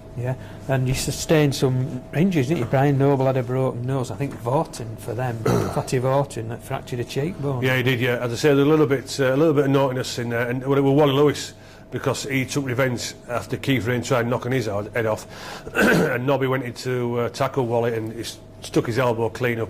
Well, we thought he smashed his jaw, but luckily for Nobby, well, it didn't make his look what he wanted, good looking in the first place. So it didn't make it any better by smashing his nose for him. So you had lost the Ashes, but of course the team didn't go to pieces in the 3rd test, did they? Really, it was another close game. Well, it was competitive. It wasn't a test match where, you know, we was ever going to win there, but we competed. And after the humiliations of 1982 by the Invincibles, as they were called, you know, so the Aussie press had got it wrong. Well, they didn't get it wrong in a way. The Aussies had won the Ashes again by 3 test matches nil, but it wasn't the humiliation, it wasn't the embarrassment. And again, we showed signs that we can score points. I think in the '82 series, Great Britain only scored 1 try. Well, in this test series, you know, we scored in every test match, so signs were looking pretty good on the attacking wise. For Great Britain, Ellery scored the only try in that test match, but defensively, a lot of work to do on the fitness, but we were starting to compete again. Yeah, because they had taken that, when you notice in '82 when they came over, they'd gone into this American style training, hadn't they? And they looked enormous, but they had speed with it, and our lads being part-time, because they were really nearly pros, weren't they? They had jobs, but over there it was like a token gesture. Well, that's a bit of a myth, is that? Because I can remember an interview by Wayne Pearce, and also I can remember Wayne Pearce telling me, is that when the Kangaroos came over, nobody could believe how quick they was, nobody could believe the second rows were like, you know, the backs were and the skill level. Yeah, from 1977 until '82, yeah, they've been studying the Australian methods in a way, we fitness-wise, with diets-wise. But Pearce will tell you, they wasn't full-time. They just let the British feel led to believe, because they hadn't seen a team like this before, that they were full-time. It was just a myth. It was just a white lie from the Australians, and we thought, oh well, they're full-time. That's why they're beating us. That's why they're walloping us. But I can reassure you, they wasn't full-time. They were just making the right sacrifices and training that bit harder than what we did. He was known, Wayne Pearce, for Pearce was yeah. Wayne was the fittest man in Australian Rugby League, and it showed that the way that he played. What you noticed at those test matches in '82 was that we'd tire after about 20-25 minutes, and they were scoring points just before half time and just before the end. And they seemed a bit of going. Well, they seemed to get stronger at the important times, didn't they? And we didn't. But then it came into the mental side of the game as they brought into it in '82, the physical side of it more, and also to the fitness side of it, you know. And I say they knew that after 20-25 minutes we were going to get tired, and all they were going to do, we were going to get stronger and stronger, and that's exactly what they did. That's why they walloped us by 30 and 40 points at a time. But the good thing from the '84 tour, or the '84 test series I should say, even though we got beat 3-0, it wasn't the embarrassment what people thought it would have been. And did it make you more determined on your return to reach that standard? Did you say that's where I've got to get to now? Well, without a doubt, and I think as well it was a matter of, but all right, some players were coming to the end of their international careers, you know, John Joyner, Mike Smith, Mickey Adams, you know, Keith Rain, So so the younger lads had to take it on board. Well, listen, if this is where Australia are going to play the game, this is what sort of levels Australia are. This is what we've got to do. But you couldn't do it as individuals. It's the clubs. It's the clubs themselves who had to turn it all around a little bit. But that took a lot more years to grasp. Were they more complacent that we're playing in this country, never mind what the Aussies are doing? As long as we can win the trophies over here, we'll go as far as we. Well, it's not. It's not a matter of clubs v country, but the clubs themselves. They just want all the accolades. As long as you're playing well for the club, what you do at international level is not our problem. The record at the end of the tour was played 15, won 11, lost 4. And the attendances were 137,758, so a lot of people turned out to watch what was supposed to be a runaway. Well, it was, yeah, and I say we competed. We wasn't ever going to beat them, but I say the way we was putting international rugby league back on the map after what had happened in the '82, because 82 was just an absolute joke, and Frank put us back on that map. You then went to New Zealand. You lost 12-0. They were under the guidance of Graham Law, and we know Lowy had got the first victory against the Aussies. I think about 12 months early, the first time in many years. So the Kiwis were coming back on the international map as well, and we knew it was going to be very daunting for ourselves. And wet conditions, terrible conditions. They adapted far better than what we were. But what I will tell you on that tour. From Australia, you could see the decline a little bit with the lads' attitude. Before we went out, Frank, we took out the first ever time Great Britain took out a fitness conditioner, and I guess near the end of the tour, the discipline itself was going a little bit. We knew that Rod McKenzie, who was a fitness coach, wasn't coming to New Zealand. So when we first started out with the training methods, and rightly or wrongly, we started out at 7, then we trained at 11, then we trained at 3 o'clock. And at the end, the players felt this was far too much, and so about 6 or 7 weeks into the tour in Australia, it went down to twice, and then we all knew Rod were going, and then the New Zealand part of it, especially with the attitude-wise, just become very much a joke, because some of the players were getting a little bit fed up, they figured a little bit away from home a little bit too much. I did do, and I thought the attitude at times was absolutely appalling. I only played in that first test in New Zealand, and I had to come home because I had shin splints, maybe from the hard grounds and not used to playing in Australia. But after the first test, I came home. But the experience what I did have, and being around the fellows who had international experience as well, put me in good stead, and one that I very much enjoyed. Did you ever feel that the New Zealand leg is always like an anticlimax when you've played the Aussies? Could it be better to have played New Zealand first and then gone to play the Aussies? Well, it's my first tour, so it was an experience. But I guess from a point of view, Australia's the highest that you can play, isn't it? It's the best that you can play. So without a doubt, and that's what I'm saying. The attitude, realistically, at the end of it, the Australia coming up to New Zealand wasn't there what it should have been for an international team. And I say, I'll tell you a tale here when we was flying over to New Zealand. And I say we knew Rod McKenzie wasn't coming, so it's a 2.5-hour flight from Sydney to Auckland. So we're flying over, and we knew that the rain was coming down, so we all got on the beer. And it's not the first time we got on the beer as well, by the way, in Australia. We got on it a few times, and Frank was losing it a little bit. The management, Dick Gemmell, we could sense he was losing it, so the players themselves were taking the mickey out of the management. So we was on the flight. Anyway, Frank cops for us at the back of the plane that we're all on the beer. Anyway, he calls Nobby up, and he tells Nobby, listen, you better tell him the beer. I've told him there's no drinking, because once we get to New Zealand, we're training. Anyway, so he comes back, and Nobby, listen, what are you lot doing here? Stop drinking beer, you've not got to do. So I get lost up. So Frank's telling you, we're training when we get to New Zealand. Oh, all right then. Anyway, 3/4 hour later, the captain tells us we're due into Auckland in about an hour's time. The conditions are atrocious, it's pissing down, and I say I expect a bit of a heavy landing. We get a message, Frank, he comes down to us, listen lads, the training session's cancelled, you can finish your drink up when you want. And that's what sort of attitude what we took to New Zealand with us. I was only there for one test match, but what I do know is that the players themselves, it was a bit of a free-for-all, and I know that we got hammered in that test series 3-0 by New Zealand as well. Well, when you got back as well, you must have impressed the Aussies, because you got approached by Balmain and Parramatta to play over there. Yeah, with Balmain and Parramatta thought they had they had my signature because Hull in '85, the following season we signed Sterlo. Sterlo was going to be the instigator to get me to Parramatta, but Dave Topless, who was like my second father to me, you know, in my professional career, he advised me to go to Balmain because at Parramatta, I guess I may have just been playing reserve grade because, you know, they had Steve Eller in the centres, they had Mick Cronin. I wasn't going to shove them out of there, but the coach at Balmain was Frank Stanton, and he was the Australian coach, and he could see something in me that he wanted at Balmain, and so I took the offer up to go sign for Balmain, and I was very, very excited because if the Aussies want you, well, it tells that you can play a little bit. When you came back from the Aussie tour, was then coming back to league football a bit of an anticlimax? How did you find your form? Having played, you've played right the way through, haven't you? Well, I've been warned that, and I knew myself that the second season was always going to be the hardest because, you know, people know what you can do. People know that you're going to be out there to watch. They're going to mark you a hell of a lot more.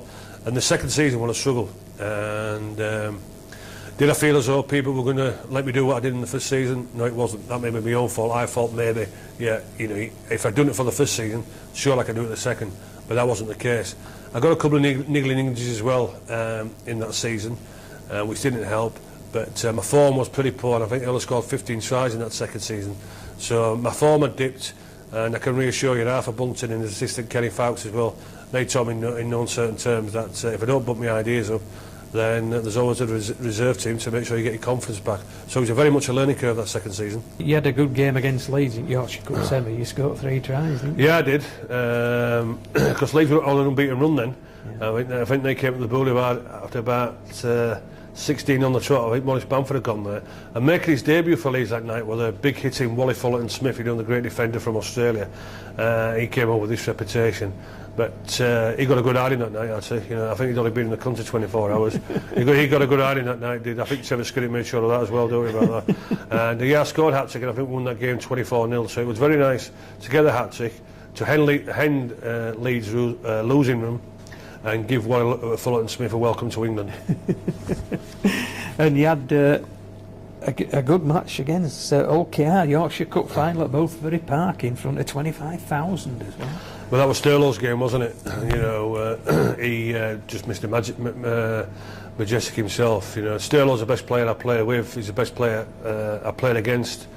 And yeah, but it was just sensational for us, and fantastic crowd. Again, the Boulevard debut. Well, I don't think it was a good performance for myself. Gary Prome sorted that out. You know, he made sure his man marking was pretty good. But great to win a bit of silverware again for the Black and Whites. Yeah. And Sterling was a small lad, wasn't he? They had no size about him, did he? But well, when it came over that the Aussies are full time, you know, and the train. Well, if you saw Sterlo train, then you knew it was a total myth. You knew it was a total lie. You wouldn't get Sterlo in the gym. You wouldn't get Sterlo doing 200-metre runs. You wouldn't get Sterlo doing 1,000-metre runs. Sterlo was Sterlo. If he'd do a bit of running, he'd do it himself. But majestic, magic, 5'6", 5'7". 11.5 stone wet through, absolutely magician. And as I say, again, them Australians have told us some white lies, and I know for a fact Sterlo certainly wasn't the keenest of trainers, that's for sure. And that year, you got to one of the famous Challenge Cup finals, rated one of the greatest ever Challenge Cup finals. Well, I would say maybe as the best ever, but again, it was a massive disappointment for myself because I was dropped. I felt as though I justified selection. We in the quarter-finals, we drew with this at the Boulevard, and we were pretty confident, but it ended up 6 apiece. I managed to score the try what got us a draw. Then we went to Norton Park on a Wednesday, and we beat Widnes 19-12, and I scored a try and kicked 3 goals in the quarter-final. Played Cass at Headingley. I mean, the first one was a draw. They should have beat us, actually. They didn't. It was 10 apiece, and they should have gone for the drop goals, but they didn't do. And then we played in the replay, which pretty nasty because it was the instant at half-time where Malcolm really came on to end Sterlo, you know, because Sterlo was our massive influence in that game at half-time. He put a bomb up and a big massive fight started out, a big massive brawl. And I wasn't the one to get into fighting or brawling, not whatsoever, you know. I just want to be any part of that, then I was a coward, you know, get out of it. Anyway, as the fighting starts behind the sticks, Anyway, Davy planned, said, Keith England just grabs hold of me, grab my arms a piece, and just knock it hell at me, and I'm thinking, you know, what have I done? I haven't done anything. He chases Stirlo, so I got a good hiding, and a few of the other players, I know Crooksy got a bit of an hiding as well, but it wasn't justified. Malcolm set this up to try and get hold of Stirlo to spoil it, but he didn't do that. We went on to win the semi-final quite convincingly. But yeah, for the final, Arthur Bunting told me on the Thursday tea time that I wasn't starting out, I was on the bench, and it was a massive disappointment for myself, and one of the big major disappointments in my career not to be selected in the 85 Cup final. And I still remind Arthur now why I wasn't selected, and because there was speculation a little bit.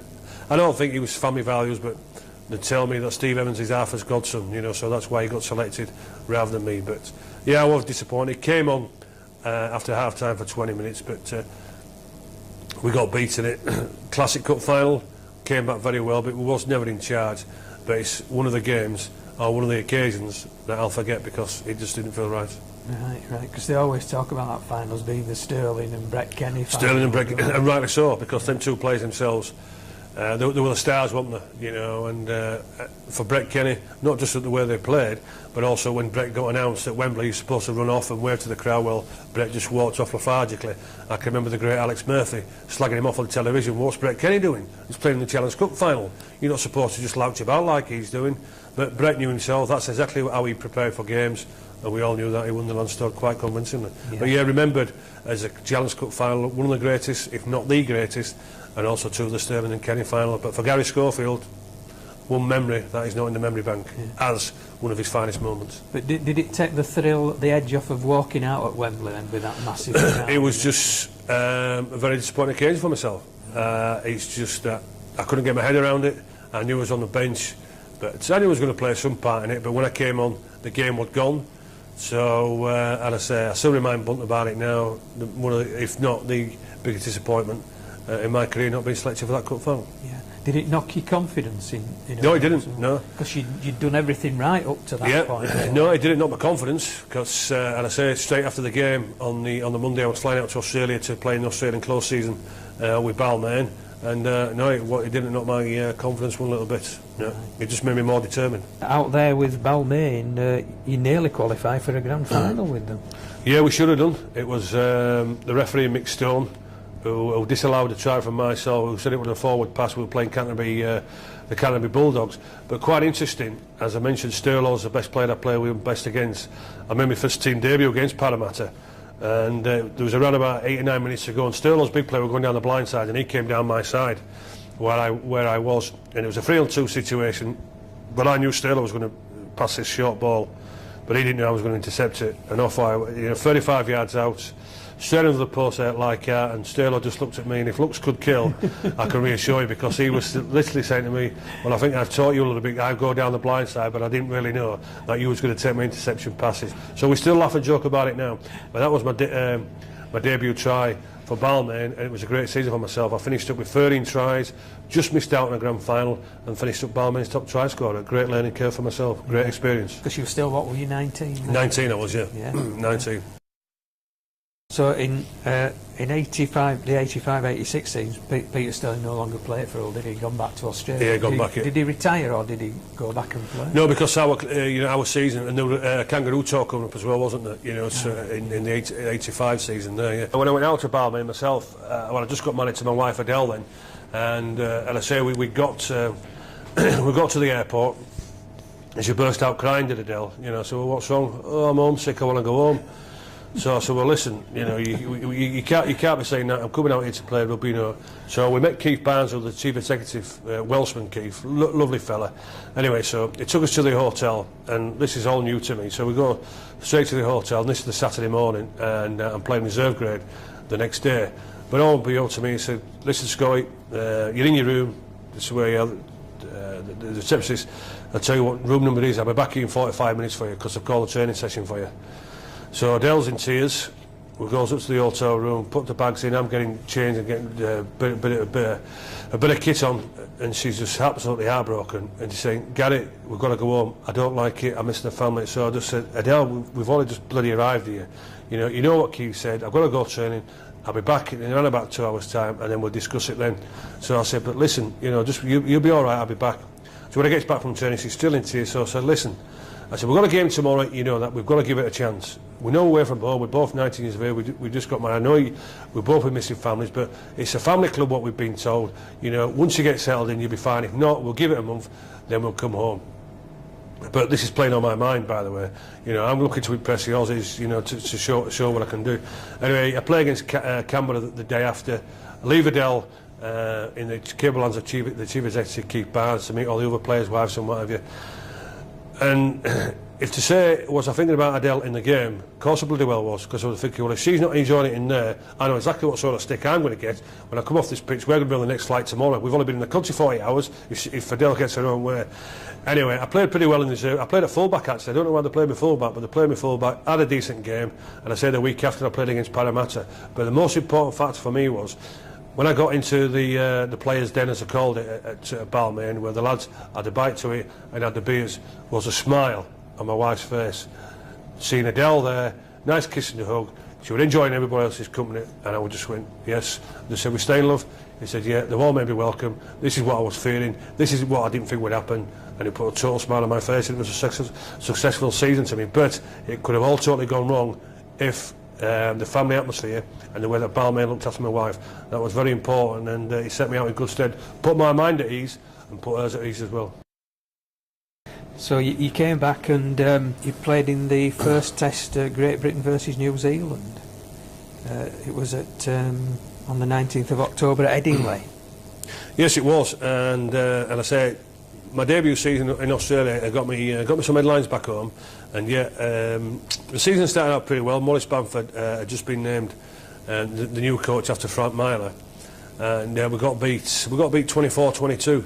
It was a classic try by ourselves to get us in front. Joe Lydon slinging a wonderfully forward pass at the end of the game where around they scored. It was a massive forward. The referee was Barry, you know, Gummersall, you know, the grasshopper, God bless his soul.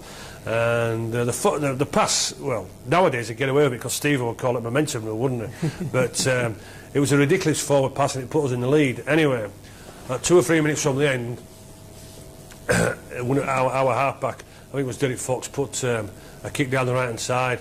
Dane O'Hara steps me, I goes kick down on the downfield.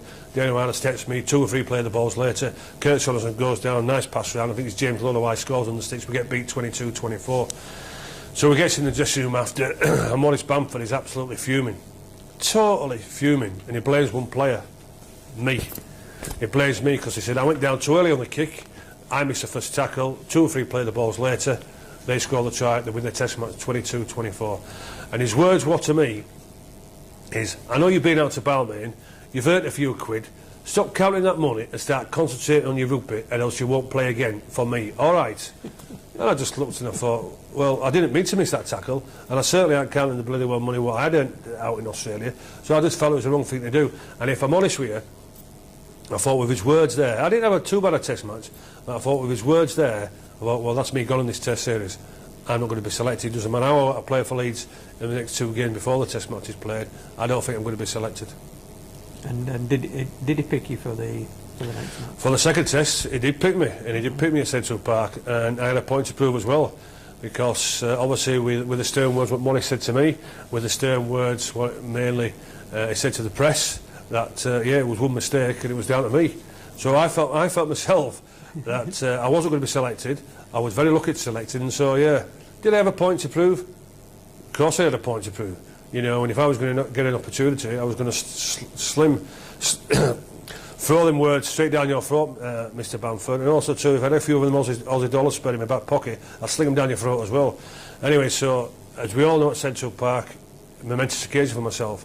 Scored 4 tries against the Kiwis, equalled Billy Boston's record, and all that came down to a support play. The first one came from a scrum, simple run around. Ellery made the break. I scored from 8 or 9 yards. The break then, second try, John Fieldhouse stepped around Graham West. I went running back 20 yards, and the last 2 tries were exactly the same. It was just vintage support play by myself. Yes, was it a challenge? Did I need to prove myself? I didn't really think so, but I had a point to prove to one person, that was Maurice Bamford, and I was absolutely delighted not just scoring the 4 tries, that after the game he came up, shook me hand and said, well played, you're in the next test. 4 tries in a test is amazing, isn't it? Oh, fantastic, and I say, to equal the great man himself, Billy Boston, you know, in the ranks there, well, it's just a dream come true, especially in test football, because I know, and everybody else knows, what a try scorer and what a great player Billy Boston has been. So be on the same mantle as Billy. Absolutely delighted. The third test was a draw, 6-6. It was a draw, 6 apiece. A lot was said in the press about this game that it wasn't going to be as open, wasn't going to be as high try scoring, because they felt it was a bit of a softly test series. That with so many Kiwis playing over in our game, that we got to know each other a little bit too much, and it taken out the emphasis on the test football, where there's a bit of fighting going on, and that's exactly what the third test was. Barry Gummelsell again was a referee. Wasn't the classics. I think Mark Graham scored a fortunate try where I think if there had been a video referee about it, then it may have been disallowed, because it looked a little bit short and it was a bit of a double movement. And Lee Crooks kicked that fantastic goal from the sideline to equal it 6 apiece for ourselves. But the test match itself was rubbish. The test match itself was about fuggery. It was fighting, plenty of fighting, and it wasn't a good advertisement, not just for rugby league, but I don't think test football as well. Yeah. But it came about because it was built up as that the British players and the Kiwi players had got to know each other too much, and it was a friendly rivalry rather than a battle between two nations. But it wasn't a very good game. As it said, I think on 63rd minute there was a brawl and the police had to intervene. So yes, it was. Everybody was in, you know. Well, everybody except me, that's for sure. I wasn't getting involved in the forwards, and well, most of the backs that we wasn't involved, but certainly the pack of forwards, both sets of forwards, were absolutely at it, having it on. The police, because it was only about 10 yards away from the sideline there at Ellen Road, and yeah, the police intervened, coming onto the pitch just to realistically say, you know, come on lads, this is not the way that it's been. And I can't remember who got the penalty. I don't think anybody got a penalty. I think Gummelsell just said, put it down to experience, lads, and put another scrum down. Yeah, that was a famous game though, where Lee Crooks kicked it from the touchline, didn't it, to draw the game. Well, it just showed, with the experience what Crooks had since his international debut in 1982, how he could handle that pressure, because nobody else would have said, I'm going for goal here, under the immense pressure what he was under, and from the sideline, about 30 yards as well, from the sticks. As soon as he hit it, you knew exactly where it was going. It was going straight between the mates, and 6 apiece. The test series were drawn, and I think the way that the 3-game test series went, I think was justified. Test series 1 apiece in a draw. Yeah. But for myself, first test, all right. Not from the coach, it wasn't, but the second test is in the memory bank for the rest of my career.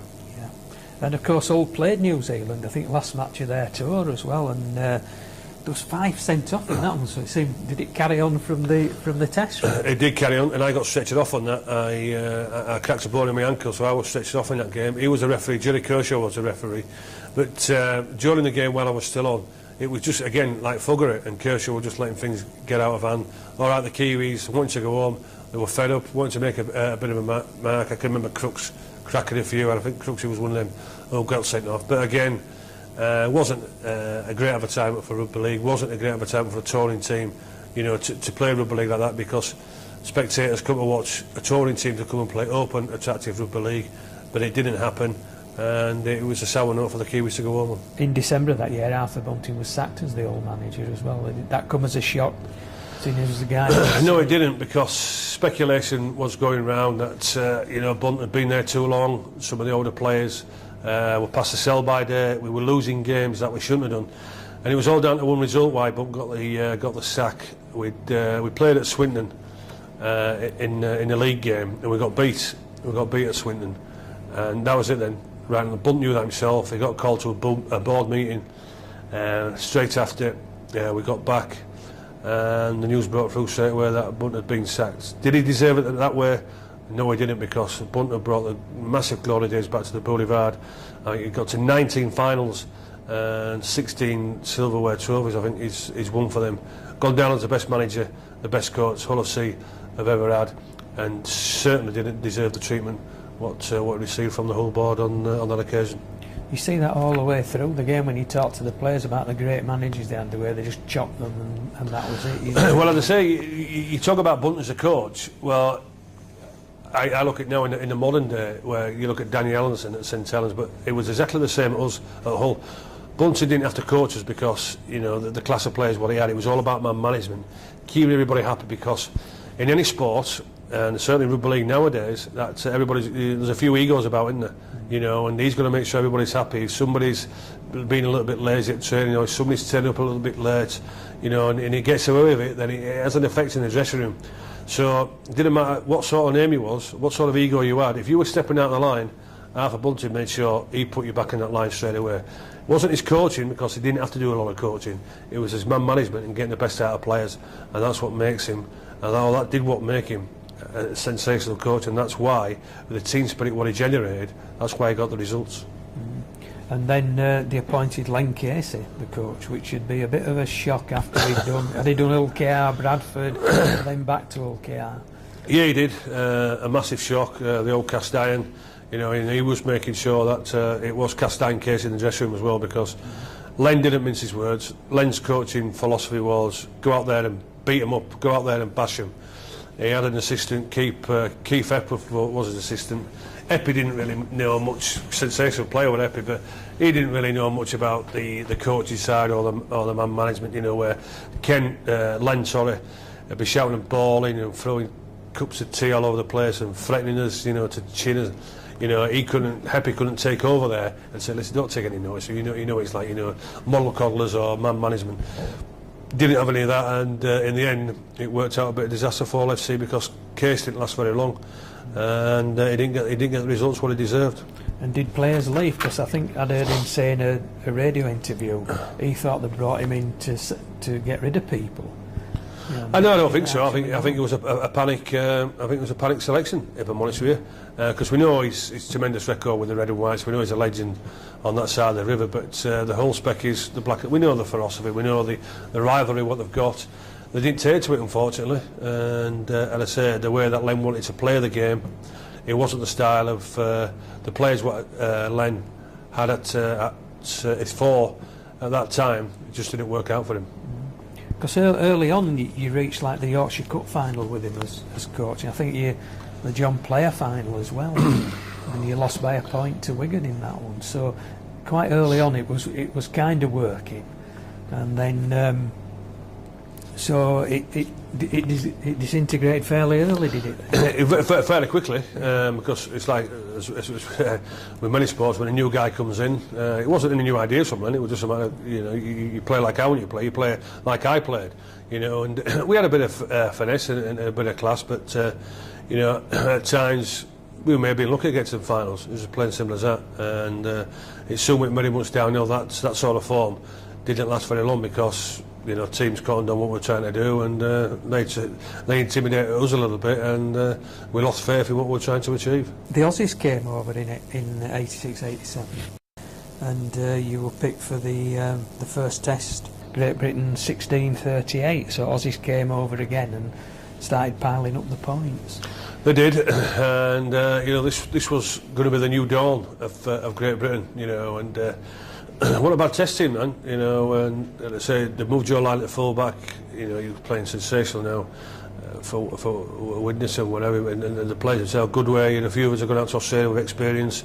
Myself had been out there, Lee Crooks had been out there, Andy Goodway had been out there, Des Drummond had been out there. You know, so we knew what to expect, and yeah, we fancied our chances. But also too, as we got a little bit better, the Aussies had gone 3 steps up the ladder. You know, and all right, 38-16. Embarrassing score, yes it was. For myself personally, scoring 2 tries, tremendous effort. Joe Linen's try, you know, with the sweeping hands in the second half was sensational. But what that first test did tell us was that, yeah, we was improving, and we'd improved from 82 to 84. We'd improved them from 84 to 86 on the first test. But the Aussies had gone that 3 steps up the ladder. So we had a hell of a lot of catch up to do if we was going to level the series at 1 apiece, and try and make sure the Aussies series was still a competition and that we were still in contention. But the big thing what happened was, which was surprising to everybody, surprising to the players as well, because Molly straight after the game announced it's going to be the same test squad. Well, some of the players didn't really perform in that test side. There should have been a couple maybe in the wings who had an opportunity to put the case forward for the second test at Ellen Road. But the other scoreline, embarrassing a little bit, but for myself personally, pretty happy to score 2 tries. Yeah, you can see as well that the crowds flocked to the matches, you know, seeing that, I mean, there were 50,000 at Old Trafford. That was unheard of to get 50,000. So there must have been covenant after the previous series that you were up with a good chance of... We've had it out, I think, as well. We was competing against New Zealand in the 85 series, you know, because the Kiwis were getting up to a level where maybe Australia were, that they competed pretty well. So, yeah, the British public believed in ourselves that if we're not just competing, then we can maybe beat these Australians. But I think after that, the first test there, you know, there's a few boos and jeers after that, and rightly so, you know, 50-odd thousand there, unheard of. Great atmosphere at Old Trafford, first test at Old Trafford. But we just come up very, very short again because, all right, we was improving, but the Aussies had gone 3 steps up the ladder. Yeah, and they've never really stood still. You know, the theory used to be we'll catch them up, but they've never stood still, have they? They've always kept improving. They always want to improve, and we're looking at the test matches today. Well, I'm not sorry to say this, I'm being honest when I'm saying this. We're no nearer Australia now than what was from 1982 to where we are now in 2007, and if anybody says that we are, they're absolutely kidding themselves. Because when you watch it now, they seem to bring in young kids that are just sensational. Now, every team seems to have a teenager that comes in and... Well, we said earlier that if you're good enough, you're old enough. And if the Aussies think you're good enough, it doesn't matter what age you are. And so when the 82 Kangaroos came over, you know, Wally Lewis and Steve Moyton were the first choice halfbacks. Well, they didn't play there. Frank Stanton believed in Peter Sterling, young Peter Sterling, and a young Brett Kenny believed in a young Mal Meninga. They'll give him an opportunity. At times, well, a lot of times, we don't seem to do that. But unfortunately for our game at international level, over the years, we just haven't had the juniors coming through because the amount of foreign players we've had over here, not just the Aussies, the Kiwis, been taking our key positions and keeping our talents, what we do have out there at times, not the opportunity to play first team football week in and week out and get that experience. The second test was Great Britain 4, Australia 34 at Elland Road. What do you remember about that one? The same way. Just marvelling the way the Australians played because for our performance, we knew the pressure was on. The crowd again had turned out in the 30-odd thousand and sensational atmosphere at Ellen Road, but we just didn't perform. The Aussies lifted it up another gear. They carried on their form from the first test, and it was an absolute disaster of a performance for ourselves. And the crowd let us know about it as well because every time Australia scored, the way that they admired and they applauded them. And when we was behind the post, it was just total booing and booing and booing. I scored the only try for Great Britain in that test. Wasn't much consolation. The Aussies tried throwing the ball. That's 2 or 3 minutes. I just managed to kick it head, score from about 3 or 4 yards. But small consolation, and it was an absolute horrible performance. And the pressure was on players. Players surely were going to be dropped for the third test. And Maurice Bamford's head was on the chopping block. Right. So what changes did he make? Massive changes in the set? No, he didn't make too many, but what he did, he brought in a different, they call it nowadays a game plan, but we had to move the ball around a little bit rather than, because we got into this sort of Australian way where, you know, we'd try and take them up the middle, tie the forwards out and, you know, kick and chase game, play a robotic style. So this time, we tried to play a bit more experimental game. We had Harry Pinner throwing the long balls, Tony Myler getting involved a lot more, and we was very, very competitive. Massive crowd again at Central Park. Whether they come and watch Great Britain compete or maybe try and beat Australia, or whether it's just to marvel with these Australians again to see another record, because it could be a second Australian tourist team that goes unbeaten again, not just in the Test series but also to unbeaten at club level, to marvel at the way they played. But we was a far better performance from ourselves. We played the traditional Great Britain way, threw the ball about, asked a lot of questions of the Australian defence, and we was pretty lucky. It was just a class, a brilliance from Wally Lewis at the end of the game that just took the game away from ourselves. For myself personally, I scored 2 tries a game. I think just maybe the first or second person to score 5 tries in a Test series against Australia. So the series myself was pretty happy. But you always remember for your last game, and Great Britain, that performance could look to the future, where if it keeps this youngish side, what we're coming together a little bit, that yeah, can we get a bit closer to Australia? We'd been seeing that earlier from 1984, but on that last performance, you know, we were getting things right a little bit. Yeah, and the score there was 15-24. The score reflected that, and as I say, the Aussies knew they'd been in the game in that Test match, And I say with the Open Rugby League football we did play, then we asked a lot of questions of the Australians that day, and the Great Britain crowd went home a lot happier with the Great Britain performance. At the end of that season, they brought in a new system of players' contracts. It started to go more the way of football, and introduce independent transfer tribunals so that the clubs couldn't hold players to ransom and vice versa anymore. How did you find that when you were at Leeds? Well, what happened was, you know, the big name players at clubs, they'd be taking off the carrot, so it caused a little bit of animosity at first. Yeah, I was still at Hull myself, Lee Crooks, and this wasn't our downfall at Hull, because unfortunately at Hull the ambition had started to go, and the club themselves were getting themselves into massive debt, and this contract system came in, and I say it caused a little bit of animosity at first, because the international players at all the individual clubs would be taking the cream, and it was causing a bit of friction between the other players. So at first it certainly wasn't working if you wanted to build a good team spirit in your club system. Yeah, because how did players in those days feel when you brought an Australian over and they wouldn't play for peanuts, would they? And what would players think, like a local lad, if he saw an Aussie come and get 4 times what he was getting in match fee? Did it relate to resentment? It wasn't just the normal first team; it was everybody through the club. But there's nothing you could do if the director wanted to go down this sort of avenue. You just had to put up with it. But didn't do much for animosity in the dressing room. Didn't do much for team spirit. And I know for sure that the Australians, and many of the Australians who have come over, they just haven't performed, but they still picked up that paycheck. And I remember one at Hull, Sterling's brother-in-law John Muggleton came over just to make an impression, to build for a big contract. Played very well for his first season. Second season, by all accounts, doubled or trebled his money and played like an absolute arse. It was absolutely rubbish, but still took home a massive paycheck and didn't deserve a penny of it. But he lent the Hull director to a false sense of security. In the first season, played okay, well, very well. The second season, absolute rubbish. But that's what many Australians have done over here. But it's not their fault. It's the system what was in place, and at times now with the contracts that are in, a lot of foreigners are coming over here just for the pensions. It's not their fault. It's a way that our system is. You went in for a transfer, wasn't it, around this time? Well, what the situation was at Hull, they'd signed, myself and Lee Crooks had signed a 3-year deal for Hull, and they'd given us a £10,000 contract each, which wasn't bad in them days. And what they did 2 weeks later, they signed a Welsh player called Gary Pearce from Welsh Rugby Union. And what we did find out was, which we wasn't too happy about, because Hull had said they couldn't afford any more money for ourselves. We said, fine, that's what you're telling us, we believe you, that's fine. So they signed Gary Pearce, and he's on double more money than what we are. Hasn't proved himself, all right, he's got a good boot by all accounts, nice sidestep, he's going to be an asset for ourselves. We wasn't having any of that, myself and Crooks. So we went in.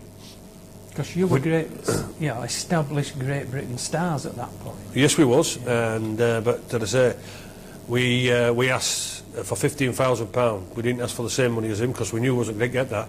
So we just said, scrap these contracts. We want 15 grand over a year over the 3-year contract exactly. They said no, we can't afford no more. But the fact of the matter is, what was happening was, they knew they were in financial trouble, so they was going to sell the 2 assets. Myself and Lee Crooks heard about this. Crooks was, when I was in Australia at the time, Lee Crooks was as well. Lee had to fly back from Australia to sign for Leeds. Crooksy was very, very reluctant to leave Hull, but unfortunately the financial situation what they was in, found themselves in, that they had to let him go, and they had to let him go straight away. Lee left us for £155,000 and signed for Leeds, but he didn't want to, but he had no choice in the matter whatsoever. So while I was out in Australia, Maurice Bamford had been made the new Leeds coach, and the new chairman took it on by Leeds, called Bernard Colby, and he wanted to put Leeds back to the top, and he wanted to spend some money.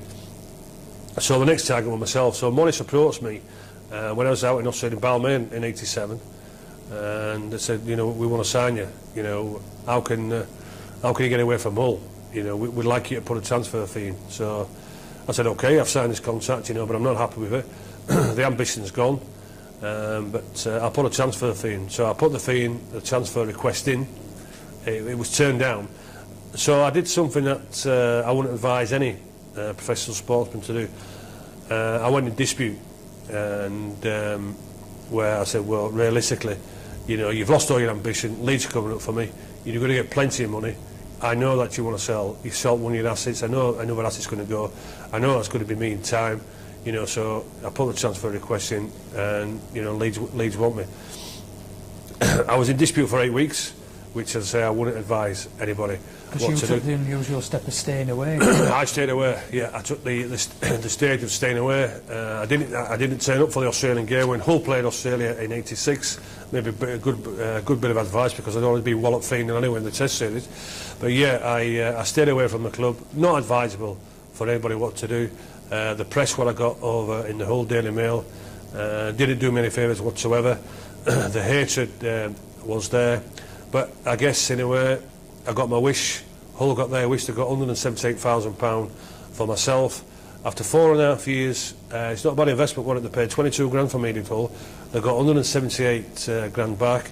I played 122 times for Hull, scored 107 tries, scored nearly 1,000 points.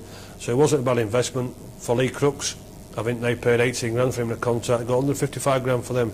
So it wasn't a bad investment from two juniors to get £300,000 back, to get themselves out of the trouble what they got. It was just total bad management by the black and white board, but unfortunately I got the full brunt of it. And even now, it's 5 days short of me leaving Hull, 20 years since I've left Hull, and I'm still getting plenty of stick. So, but what I'm delighted with is that Paul Cook now has joined the red and white, so I'm only public enemy number 2 instead of public enemy number 1. It just shows they never forget though in Hull. They don't forget, and rugby league supporters themselves don't forget the other. But no, they don't forget in black and white country. It's not as bad, but yeah, there's still a bit of hatred there. You signed for your hometown club, Leeds. Were you chuffed that you were finally going to play for it? I was delighted, yeah. And I say at that time when I signed for Hull in '83, Leeds wasn't the club for me. But now, yeah, they were. I established myself. I was an international player. Going the right way. Leeds were ambitious. I wanted to be part of an ambitious club, and yeah, it was a right move for me. You know, right move for Hull. They got the money what they wanted, £178,000, and yeah, I wanted to put my hometown club back where it should be, and that's at the top of the tree, and that was my drive and ambition. Not the drive and ambition what the chairman had. He had my ambition as well. Bernard Colby, he wanted to make sure that Leeds were fighting where Wigan were achieving. Yeah. Because Wigan were full-time pro at that time then, weren't they? They were starting to go that way, yes. Leeds, in that time, even when I signed, wasn't going full-time professional, wasn't in the minds at the moment. But yeah, Wigan were heading that way. That's why they was getting the results, also to enjoying the success, attracting all the top players, not just the English players, but the Australians as well. But they had the money, and Leeds was trying to get to that sort of achievement by signing quality players. You made your debut for Leeds against the Auckland touring side from New Zealand. I did. Again, 2-try debut for myself. Had some saving incidents, a big massive 27-man brawl. I will say 27-man. We know there's 28 players on the rugby league field, but I was the only one again stood aside. I'm not getting involved in that sort of fighting and brawling again. Scored 2 tries, but the funny thing about it was I got stretched off. I got tackled down the south-stand side. Twisted my ankle, a bit of ligament damage, and I got stretched off. And as the south standers, even though I scored 2 tries, making a decent debut, you know, the south stand were just shouting, "Schofield, you're a crock. We're going to cancel that cheque of 178 grand. You passed it. You know, you're not worth the money what we spent on you." So that just showed. I'd only played one game, and that just showed the loyalty what the Leeds fans were giving me. But I say, excellent debut, and delighted with the 2 tries what I scored. Who was in the team then when you arrived, as they were building this team? They were building this team that signed the Australians, Peter Tunks, Peter Jackson, Steve Morris and Mike Gare, and myself and Lee Crooks. They signed Alan Rathbone, but unfortunately for Alan Rathbone, he broke his jaw against Lee from there. But then they had Dave Creasy in that time, you know, Dave Heron, you know, Colin Maskell. So it's pretty established Leeds players there. They just wanted to add that quality that had been missing. And a young Paul Medley was coming through at that time. Medleys were coming through, and then I say, as an excellent second rower, try-scoring second rower with plenty of pace, and he liked to score tries as well. Plus, as well, you know, the late Roy Powell. And what I will say about Roy is that everybody needs a team like Roy Powell, because the work what Roy did a lot of it went unnoticed, but it was like a vacuum cleaner. Roy swept everything up what nobody else wanted to do, and a tremendous asset to our team, and a tremendous asset to Great Britain Rugby League, and also to a great ambassador for the game. And he's very, very much sadly lost, and a tremendous player for ourselves. Yeah, you played in the John Player Trophy final at Central Park against St Helens. So that was success coming early in some of the trophies. Was it a 14-all? What was the score in that? 15-14 in the end. 15-14. But the magic about not just the final, it was the semi-final, because we played the mighty Wigan at Bolton, and I say, with the Wigan stars that we had, and yeah, we were coming on the inroads, and we were delighted we got Wigan in the semi-final, because this would tell us how far we'd come. But in the first 4 minutes we had a massive blow. Crooks got taken off with a badly broken shoulder, and so it was backs against the wall stuff. But the spirit what we generated, and it was the ex-Great Britain coach Maurice Bamford who generated this, and then I say we beat Wigan in that semi-final 13-7.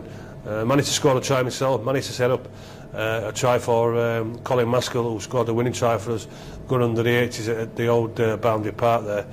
Tremendous win for ourselves, put ourselves back on the map a bit, that we could compete with Wigan. Got to the final against St Helens. We got beat 15-14, and I blamed the referee for that game, not our performance. It was Fred Lindop. And Fred, he was from Wakefield, and everybody knew that he didn't like Leeds, and I'm not just being biased here, because Fred's from Wakefield and he doesn't like Leeds. But on that day, he gave one ridiculous decision where Paul Lachlan scored 2 tries, and it was clearly, an absolute clearly double movement, and straight under the 80s, it was a match-winning try for them. And double movement, I can reassure you, Fred Lindop got some of the worst language you would hear on the rugby league pitch from us Leeds players. They beat us 15-14, and Saints were better than us. It was just a referee, Fred Lindop, didn't like Leeds, and he wanted St Helens to win that cup final rather than Leeds. A lot of players think that, they don't often say it, you know, do they? Well, as I say, you know, some referees can get it wrong, some, you know, maybe make miss something, or maybe just make a mistake. That wasn't a mistake. It was an absolute blatant, obviously from Fred Lindop. He didn't want Leeds to win that cup final. He wanted St Helens to win it rather than Leeds. That season you played again 2 tests against France, and you were scoring tries again, weren't you? You scored 2 tries in the first test. The second was a 70-yard interception. Yeah, I think Malcolm really taken in charge, hadn't he? Yeah. Malcolm had taken over from Maurice Bamford, and sort of new era now, different mentality, because we all know Malcolm really from his past, his reputation, the respect what Malcolm had throughout the game. It was a total different mentality. With Malcolm, it wasn't a matter of after turning, you know, we go for a few pints and all this sort of thing. That was coming out of the game now, but under Morris, and when we was in camp, you know, we used to meet up on a Wednesday, play the test match on the Saturday, but on a Wednesday and Thursday night we could do what we want. You know, we could have 6 to 8 pints, or you could have 10 to 12 pints if you want. The diet really wasn't coming in, but under Malcolm really it was a new era, a new dawn. He'd had the Australian experience. He knew exactly what it took, not just to compete, but maybe beat the Australians. So he brought a different dimension and sort of attitude to the Great Britain setup, and won realistically what we needed, because if we're going to get any closer, because once we're getting that little bit, the last test match in '86 against them, it showed the potential of what we did have. It just needed that little bit more step up the ladders. As we say, Australia from 84 to 86, they'd gone up 3 ladders. We needed to go up another 5 just to be competing, never mind beating Australia Test Series. Good start under Malcolm, and yeah, couple of good tries for him, decent performances.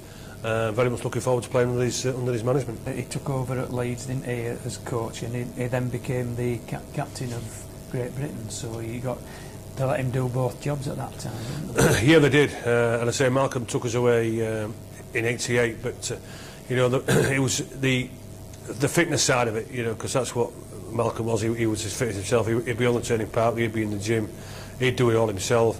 But yeah, it's not just the fitness side, it was the mental side of him, and look at all the diets and all this sort of thing, where it just brought a different mentality into Test football for ourselves, which at times, when we finished the Test football, we took to our clubs the advice what we'd been given from Malcolm. The other players, especially at Wigan, who were becoming full-time, they were doing that as well, so we were trying to advise everybody around it at times it didn't work because, you know, most of us, or most of the players were still part-time, so they wasn't taking that sort of mentality on.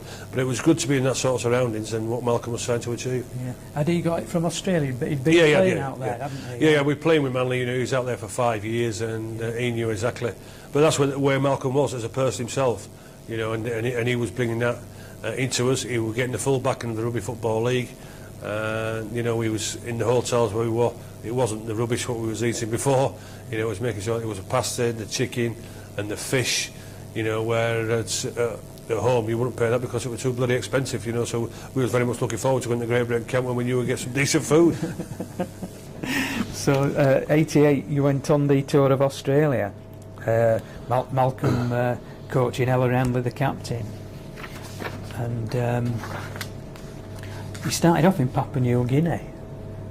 And did you have problems out there with the heat? It was famous for its... Yeah, it was. It's the first time I've ever, you know, you've been in any sort of part of the world, and it's very much an eye-opener, where parts of it is like the third world, where you're seeing people living on the corners and, you know, begging and whatever. But, yeah, it's very, very different to what home life especially is.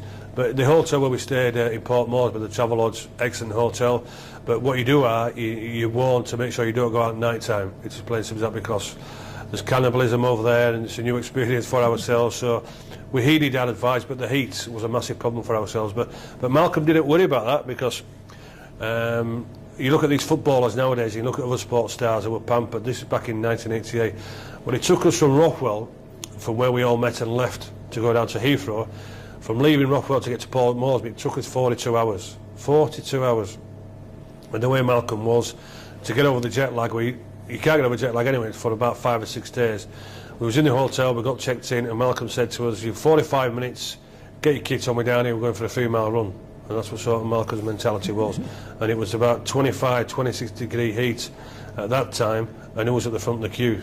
Malcolm really leading by example. So that's what sort of, not just the mental side of it, all his mental strength, but it was just the sort of respect what you had for Malcolm, because if he could be, Malcolm would have been out there playing for you. But unfortunately, you know, with the age and a bit of injuries and whatever, that he couldn't. But he was making sure he was setting the right example for everybody, and one we had to follow. You beat Papua New Guinea for 42-22, and then you went on to Australia. The first test, the score was Australia 17, Great Britain 6, which is not a drubbing, is it, by Australian standards? No, it's not. And as I say, were we getting closer? Well, after that last performance in 86 at Wigan, yeah, we were. And Malcolm were bringing something new into the game. But what Malcolm did for us was for making sure, because he'd handled the Aussie press better than anybody else, because he'd been out there playing and he knew exactly how much the Australian press hated the Englishman. Don't worry about that. And I know myself when I was playing out with Balmain what they were like. But when I went out there playing club football, representing an Australian team, they're totally different, the Aussies, when you're playing for your national team. They're just totally at the Englishman. And if they can embarrass you, they will do. But Malcolm were making sure that with the press guys, that they weren't realistically getting much interviews out of ourselves, because the Aussie were just absolutely ridiculous. You know, we're going to get hammered again. It's going to be 30 or 40 points, and you know, this English team, even though they've got Malcolm really in charge, aren't going to be competitive. It's going to be a 3-0 whitewash again. All right, the scoreline 17-6 wasn't too bad. Malcolm wasn't happy about it. The players wasn't, but we knew ourselves that overall that there's a performance in there where at least we could win one test match, if not maybe take the Ashes series. You came along to the second test, Australia 34, Great Britain 14 in Brisbane, and you know, it appeared to be getting worse at that point. How did you feel at that time? Well, if I can remember, I wasn't in that test match, because we played on the Tuesday after the first test. We played against a combined Brisbane team, and I was unfortunate. I broke my cheekbone. I went to tackle a second rower, and I don't know why I went to tackle him, and I went to tackle him down his knee area, and he stuck his knee out, and it caught me smack in the face and depressed my cheekbone. So I didn't play in that second test. But what I do remember in that second test is that the players themselves, they've got the mentality to be that if they could intimidate the Aussies and try and bully them, then they could maybe turn him over. But it just didn't work that way. I can remember Phil Ford so charged up that he was running like an headless chicken, and the players themselves fell into that sort of mentality, and it was just an embarrassing performance. And it just a performance when I did see it on TV where it just simply wasn't good enough. And I don't believe that Malcolm sent him out to do that sort of tactics. I just believe that the players themselves got into their head. If they could try and intimidate him, try and smash him and bully him a little bit, the Aussies will fold. It just fell right into their hands because it was in a disciplined performance. The Aussies just took the right field position, and the scoreline reflects the game that they just totally hammered us, and the Ashes were gone again for another 2 years. But in the third test, there was a surprise win. Australia. Surprise for everybody. Surprise for everybody, because by now on that tour there'd been 9 regular test players who had been sent home due to injury. So all the major boys had gone, had all finished. But boy oh boy, I can remember now, a journalist called Peter Fringos. I've known Peter a lot of years from my experience with Balmain. He just totally slated the Great Britain team before this test match. They've absolutely no chance whatsoever. Half of these players we'd never heard of, you know, and well, we all know what happened. But the memorable performances, I think, we know Mike Gregory's try, you know, and I say the way that Greg played, the way that Kevin Ward played, the way that Henderson Gill scored his try, and the way that Phil Ford stepped in down to score his try. But I think the 2 guys who stood out with that test match were the Hume brothers. I thought they were absolutely outstanding. Not many people have heard of the Humes. We did over here in the club football, and the Kiwis and the Aussies who played at Widnes had heard of the 2 Hume brothers. But them 2 just absolutely terrorised their main players there. And okay, total performance and excellent team performance and individual performances, but I just felt the 2 Hume brothers, they laid the foundation for that great victory in Sydney. And you could see the celebration, the spectators who went out there absolutely delighted, because, as I say, the press what we got wasn't very nice. And after that test match, Malcolm Reilly just said to Fringos, don't you bother coming in the dressing room, because I'll absolutely sling you around the dressing room what you said about my players, and go write the right things what you did. And did he write good things about Great Britain? No, he didn't, because the Aussies, very, very sore losers, he didn't give credit when it was due. He just said it was a bad Australian performance rather than giving it to the Great Britain boys. But when we talked to Dick Huddart, he talked about a report in the paper before, I think it was the second test that he played in out there, and they'd slammed Great Britain in the paper and said that the Aussie second row was the greatest second row of all time, you know, all this, and then Great Britain beat them, and they said within 10 days they were the worst second row partnership they'd ever seen. And well, as I say, well, you know, we dig all that going out there and the reputation what he's got. The same as Malcolm really, because the story is when Malcolm went out there and played for Manly, you know, and he steps off the plane and the press are all there waiting for him.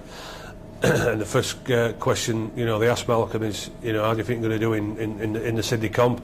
And the answer to Malcolm was, well, I think I'm going to do well. What I want to know is who's the hardest man in the Sydney comp. I think they told him it was a guy called Bob O'Reilly, I'm led to believe, or Bob Riley. And Malcolm says, he's the second hardest man, I'm the hardest man in the Sydney comp now, and I'm going to prove that. So that's the sort of reputation Malcolm went with, and that's the sort of respect he got. And Fringos would have been reporting in them days in the 70s when Malcolm was there, so Malcolm knew exactly, and Fringos knew exactly what he was dealing with in Malcolm, really, with that sort of attitude. Yeah.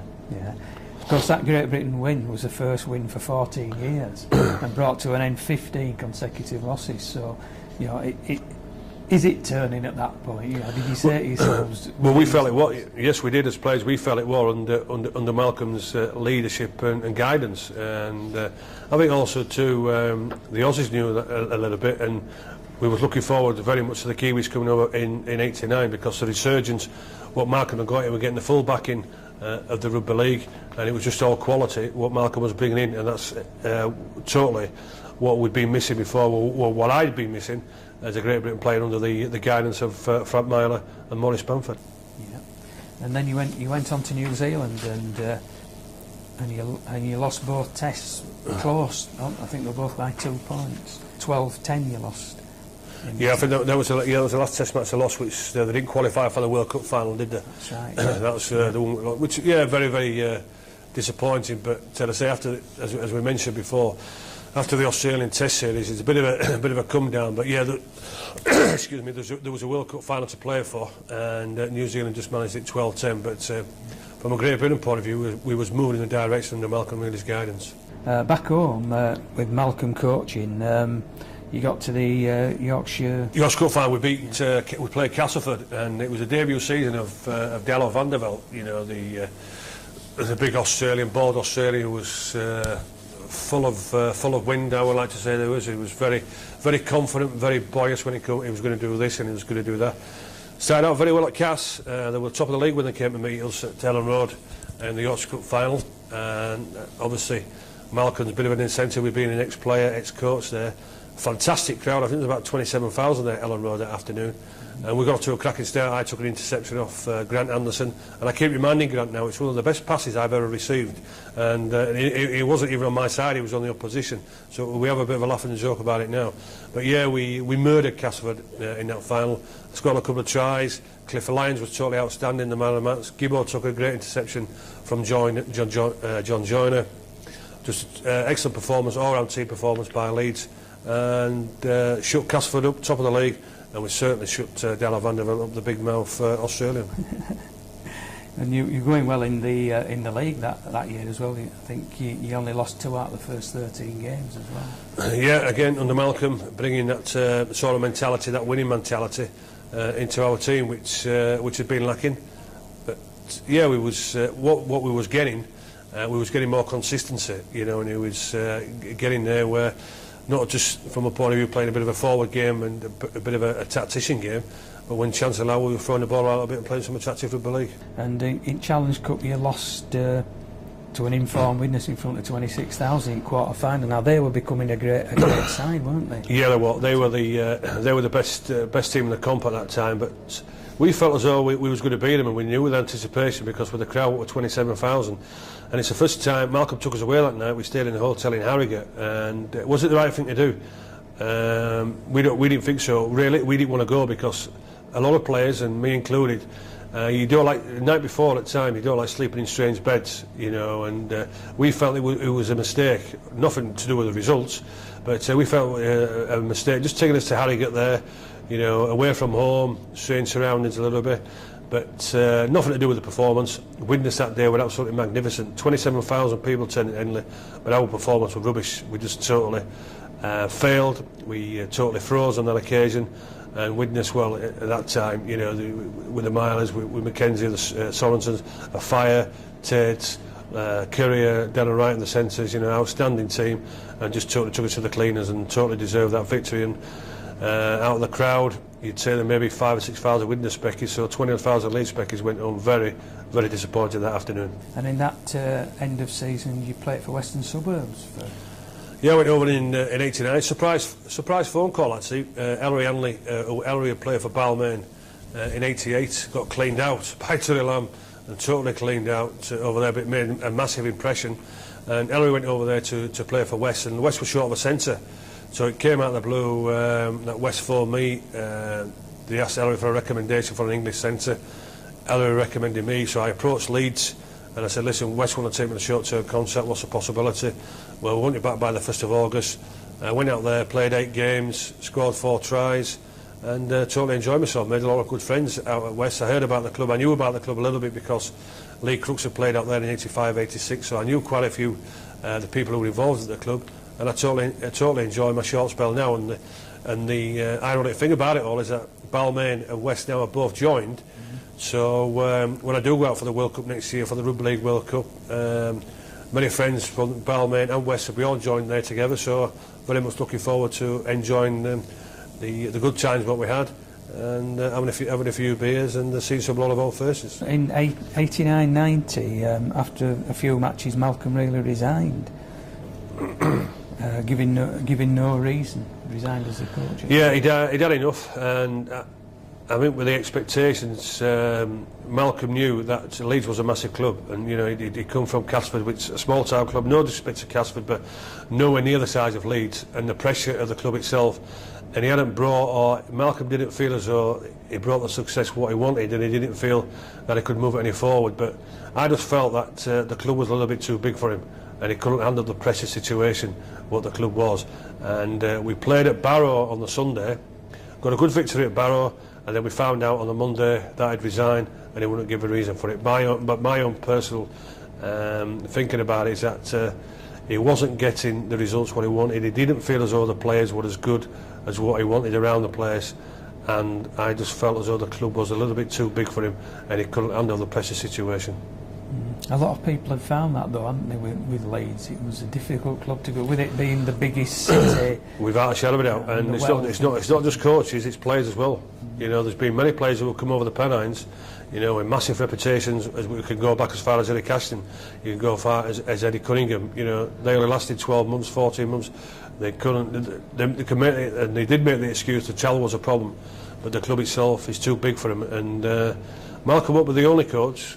And the players themselves won't be the only players, but they've got to realise how big a club Leeds is, and some of them cannot handle that pressure. The new coach was David Ward, a Leeds lad through and through, player and captain of the Leeds. Yeah, excellent. Delighted for Wardy, not just his association there. He was Malcolm's assistant, and the players wanted Wardy. You know, the chairman himself, Bernard Colby. You know, he was an excellent chairman, Bernard. What Bernard did, he was always asking the players, was everything okay? Because all Bernard wanted was to making sure that everything was right for Leeds, because he wanted Leeds to move forward and he wanted everything the best. And he asked the questions, you know, what about Wardy? Make him coach. We want him as his coach. And what Wardy brought was was that enthusiasm and that spirit, what Leeds was always about, because that's what Wardy was about as a player. And his coaching and his man management was excellent as well.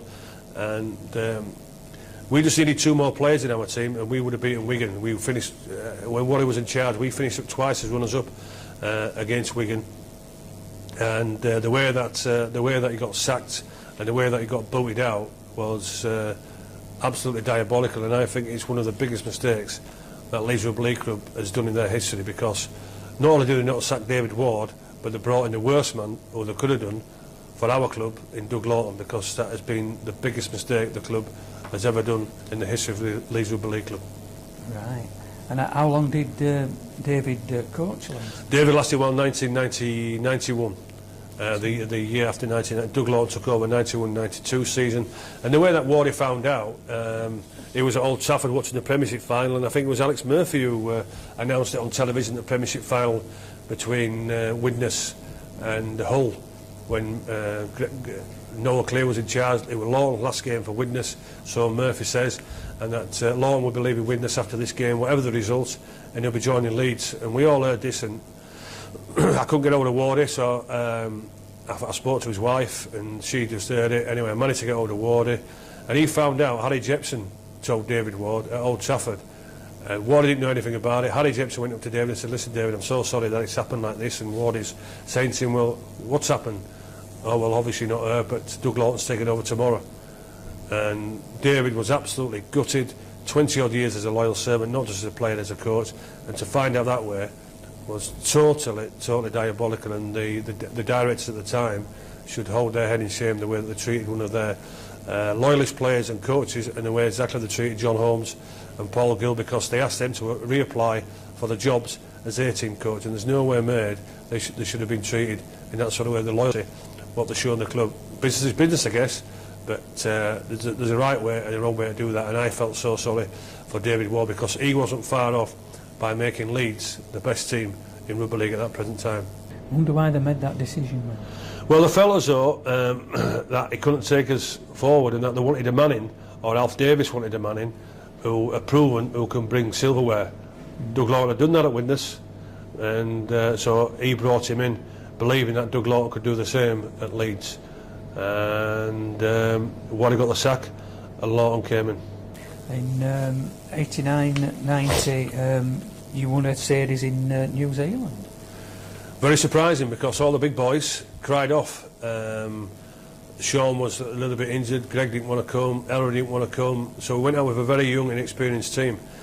Mike Gregory, who was the captain, and I was Mike's vice captain, went out there with a very inexperienced team and a cracking New Zealand testing, very, very good New Zealand. Went down out there as underdogs, but what was significant for myself was Wardy had moved me to standoff, and I was starting making a name for myself at Leeds as a standoff.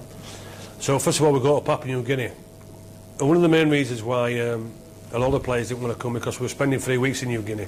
Well, 3 weeks in New Guinea can feel like 3 months or 3 years, I can reassure you. But it's not that bad, because you're in the top quality hotel, so as long as you do as what you're advised, and it's not that bad whatsoever. Anyway, so I was making a name for myself as a standoff, and Malcolm picked me in the first test as a standoff, you know, and To be honest with you, it didn't give me the sort of inclination what a quality or an international standoff should be doing on the field. Anyway, rubbish performance by myself. It wasn't a very good performance by Great Britain. And Papua New Guinea won the only second test for themselves. The first test they won against was New Zealand, and they beat us. And who was the player to get the blame for it? It was myself, because I was a standoff, supposed to be the main man. An absolute nightmare game, absolute rubbish. So after the game, we get back to the hotel, and fair play to Malcolm with his man management style. He came to me and just literally told me bluntly, you know, can you handle stand-up position at international level? So I just said, yeah, of course I can. So he said, listen, what I want you to do out there, what you didn't do today, you didn't take charge. You didn't boss them around. You didn't boss them around the field. I said, well, if I'm honest with you, Malcolm, you know, I've only just started out doing that, and Wardy does it a little bit different, but if you're giving me the sole hand to be the boss out there, why didn't you tell me that in the first place? He just said, well, I thought that you knew what to do. So I said, well, if I'm honest with you, international level is different than club level. But now you've told me to do that, you'll just see who's going to boss these guys around the field. I can reassure you. So the second test proved wonderful, and bossed the players around the field, got them out of the match. We won that second test, and then everything was square. But the good thing, and what you don't find from many, especially rugby league players nowadays, for whatever reason, the criticism what I got from all the press guys, because the press guys are in the hotel with you know, and they're giving you, if you're playing good, plenty of pats on the back. If you're playing rubbish, then they'll criticise you. But what I find, especially throughout my career, was if the guys are criticising you, don't fall out with them, because they're only being honest. They're only calling it as what they see. And if you have played rubbish, don't say you're not going to do interviews, and don't say that you're not going to give them this. If you're going to do it all the time. Not when you just played well, and when you played rubbish, you've got to take all the criticism. And that's what I enjoyed about that, where when I did play pretty well, and I played pretty well in that second test, as I've just mentioned, they were full of it for the praise. But what I will say is that the relationship between me and the press on that tour, after that first test compared to the second test, never relinquished one little bit. It was all about how you performed on that field, and we'll call it as it is, so don't fall out with anybody. And my advice to any sportsman, especially rugby league players nowadays, is listen, accept criticism, because it's part of the game. If you don't accept criticism, well, you might as well get out of it. It's as simple as that. Yeah, well, if you don't, you become a prima donna, don't you? Well, of course you do, but there's too many prima donnas. They like it when the going's good, but when the going's bad, make an excuse and they won't talk to the press guys. Rubbish. At New Zealand, you won the first test 11-10, pretty close game. How did that go for you? Went very well, because nobody expected us to win any test, never mind the first test, to start out with. Very, very close as the scoreline reflects, but I always felt we was in charge. You know, Jonathan Davis had been selected for that tour. I just felt that Jiffy got selected more for more publicity and more put bums on the seats, because 2 years before that he'd been outstanding for Wales in the rugby union. Wales were rubbish, but he was the outstanding man. But I just felt Jiffy got picked for that tour for publicity wise to put bums on seats. Was he ready for Test football? I don't think so, in my opinion. You know, I think we're pretty lucky to be selected for that tour side. But the Test game itself, very, very hard. 11-10 scoreline. Managed to win the game by, you know, putting a drop goal over, but surprised many people, not just the New Zealand players, but the New Zealand public, and surprised many people over here, because, as I said, we went out there with a very, very young and experienced Test team, but we proved a lot of people wrong. Yeah, and you won the second test 16-14. Again, another close one. That was down in Palmerston North, and again, just the players themselves sticking with each other, because what Malcolm did, he bonded where the training was excellent and the team spirit was good. Everybody was playing with a smile on their face, and Malcolm was coaching with a smile on his face, so that makes everybody very happy, and he had a happy camp. And we wanted to prove a lot of people wrong, not just the New Zealand public, our own public, but also to the press guys who really didn't believe in us. They felt a little bit it might have been lucky that first performance, but we just went out there, believed in ourselves that we could perform, and if we performed to our ability, and the Kiwis wasn't going to beat us. But they were the team spirit what got us through there, because even after training, and we all met at 6 o'clock. If we all went out for a beer together, we all went out for a meal together. It wasn't any cliques or any egos. Everybody was one, and it showed in that Test series against New Zealand. Yeah, and you lost the third test 21-18, very close. We lost that third test due to one man, Martin Afire, because we set Martin up nicely after the first 5 or 6, 7 minutes, Martin, as he did, who had a bit of an ego, I'm afraid to say, is that he went under the post and dropped the bloody well ball. Dropped the ball, and he was clean through there. That's why we lost that Test match.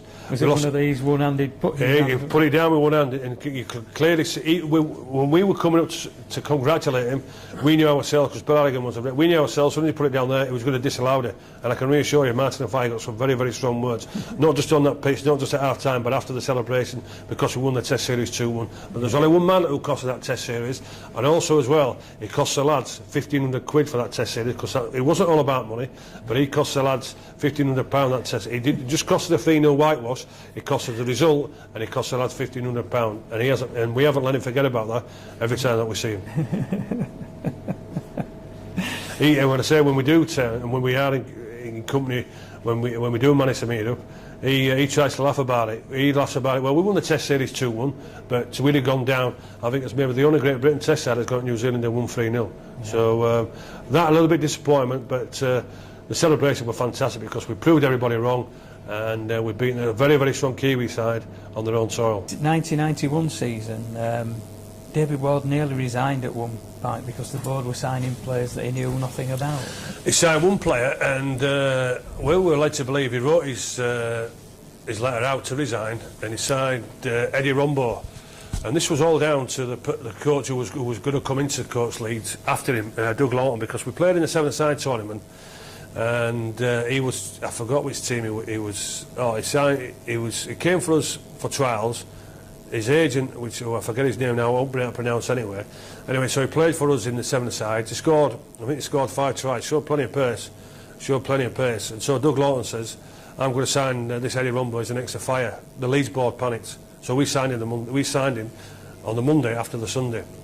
So we were training, and Wardy said, I'm resigning. So we told him not to resign. Don't forget about, Rombo, he'll come in if he plays. If he makes it a success, we'll see what happens. But we knew ourselves, the board had made an absolute mockery out of what Doug Lawton had said. And this kid himself, very, very raw, had a bit of pace. But anybody can, if you've got a bit of pace in seven-a-sides, you can score tries. Yeah, Wardy was going to resign, but the players talked him out of it because we wanted David Ward as part as our coach at Leeds at that time. Leeds signed John Gallagher that year from New Zealand Rugby Union. Yeah, we did. Once quoted as the greatest rugby player in the world. How did you feel about? Well, I heard about. I heard about this when I was away when I was away touring that they'd signed him, and I never heard of John Gallagher. But obviously, people told me when I was making inquiries that he's a fullback for the All Blacks, and as we've all heard it, anybody can play behind the All Blacks pack and score tries.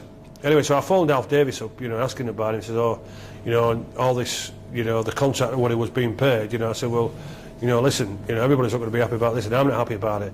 And as chief executives do, and directors and chairmen, they tell you bloody well lies. No, I don't believe what the press is saying. He's not being paid all this money, and he's going to be an excellent signing for us. Anyway, so when I got back and I get introduced to John Gallagher, you see him in the dressing room, I see straight away he wasn't going to be a rugby league player. No disrespect, I guess, to ginger people, but people haven't got much time for that. You don't see many in rugby league, and he was built like a stick, and you could see the way that he was in training, and you could see from his first couple of games he was frightened to death, absolutely. All right, and maybe a class player in rugby union, but in rugby league he was an absolute disaster, and a disaster for our club, totally. I remember, I think Bradford played Leeds in Yorkshire Cup first round at Headingley, and Carl Fairbanks tackled him, and he didn't get up. And no, and Leeds fans laughed. He wasn't made for our game. He certainly wasn't built for our game. And people make the excuse that all right, he got a bit of a spear tackle at St Helens. Somebody picked him up. He wasn't a proper spear tackle. He fell on his shoulder and got out a little bit, and they say he knocked his confidence back a little bit. Load of rubbish. He just wasn't going to be built physically for our game. And at the end of the day, he was frightened to death. And I can tell you, John Gallagher was very, very happy to get out of rugby league as quickly as possible. Forget about how much money he got. That's up to John, and good luck to him, because he didn't ask for that money. Leeds giving me. But as far as being a great rugby league player, none whatsoever, and a massive mistake. Another mistake by a big name player not failing for the Leeds Rugby League Club. It became a bit of a trend, didn't it? That for you? It was, and also as well, David signed. Well, he didn't sign. He was told after one, I forgot the defeat where we were, but he was told by Bernard Colby, we're going down to Wales They said, what we're going down to Wales for? Because we're going to sign David Young, the front rower, the British Lions and Cardiff front rower. So Wardy had never seen him, but we got knocked out, I think after Bradford beat us in the Challenge Cup, or maybe just before. Anyway, we got knocked out, but what Leeds did, and they're still doing it now, you know, once they have a bit of a disaster, to get the Leeds supporters on their side, they go out and make a big signing. And yeah, Wardy went down to Cardiff, signed David Young, but David struggled, you know, and Young, he'll tell you, when he first came, you know, what he found very, very hard was, if you look at rugby union, you know, they're always moving forward all the time, but in league it's up 10, back 10, and his body couldn't take it. He wasn't really built for that sort of physical part of it and fitness-wise. So it took him a hell of a long time to adapt to that sort of, not just in the training, but in match terms as well. But David didn't want to sign him, and it wasn't an acquisition that what our team needed. And overall, I would say David Young was a failure in rugby league as well, and another mistake by the Leeds board. The Aussies came a touring again, and they played at Wembley. Yeah, 1990 at Wembley, 1912, and yeah, we felt the Aussies there for the taking in 1990. They had a few different players in. Your Lewises are gone, your Sterlings are gone, your Kennys are gone. You know, so it's a pretty new team. Still, some of the faces were still there, but yeah, we thought they were ready for the taking. That performance there, Australia hadn't won at Wembley for many, many years, and the crowd certainly was magnificent. The whole atmosphere with the brass band and Land of Hope and Glory and everything else just put the ice on the cake for us. And yeah, we knew the Aussies were ready there for the taking. I think the result told that we were a far better team. What we did in that performance was we always kicked tail in the tackle count on the third and fourth tackle, rattle the Aussies, put them back in their own 22, because as I mentioned before, under Maurice Bamford, in a way we tried playing a bit of a robotic style and try and play the Aussies at their own game, but we was changing it a little bit where it frustrated him, and I think some of the tries that we scored were pretty good tries as well, and I was pretty happy, you know, with my contribution from a point of view of the drop kick and the chip over the top, and the Dallow Powell supporting, and Barney East were going in the corner there to clinch a victory for us. Exciting game. You also celebrated at Stringfellas nightclub. Some of the boys did. Yeah. Some of the guys went. Well, I was with my wife Adele, but I'm not into Stringfellas, especially at the price of what they pay anyway. But yeah, some of the boys went, and they totally enjoyed it and got well looked after. Yeah. But the big point about that as well was the mentality thing was coming into our international setup now, because there wasn't much celebration in the dressing room after. All right, we had a meal after and a few drinks, but Ellery's talk to us after the game was, well, listen, we've achieved nothing yet. That's all he won. You know, we need to get another one to make sure then we can make a real celebration of it. So the mentality, what Malcolm had been installing, had finally clicked in, and he'd been involved. He'd been in the game 2 years, so it took him really that 2-year period to get that sort of winning mentality into us. Yeah, and the second test at Old Trafford, another big crowd, 46,000. Great Britain 10, Australia 14. Yes, I guess I could blame 3 people here, because the performance itself was sensational, and I say, if you look at the result as a whole, we got beat 14-10. Why did we get beat 14-10? Well, we were looking to play for the draw, because it was 10 apiece. There was only literally 2 minutes 90 seconds on the clock, and even Ray French himself called it on television, Great Britain now are playing for the draw, because I put the ball into touch 10 yards away from the scrum, and then second play the ball after. You would not believe one player in the Great Britain team takes a dummy. One of our best defenders going, that's Lee Jackson. Jacko takes a dummy off Ricky Stewart. Ricky Stewart goes 10 or 15 yards, pass it on to Big Mal. Big Mal goes down the pitch, shrugs, gives Ettenhausen as he gives it Ettenhausen, shrugs Carl Gibson out of the way. The Australia scored, the game's over.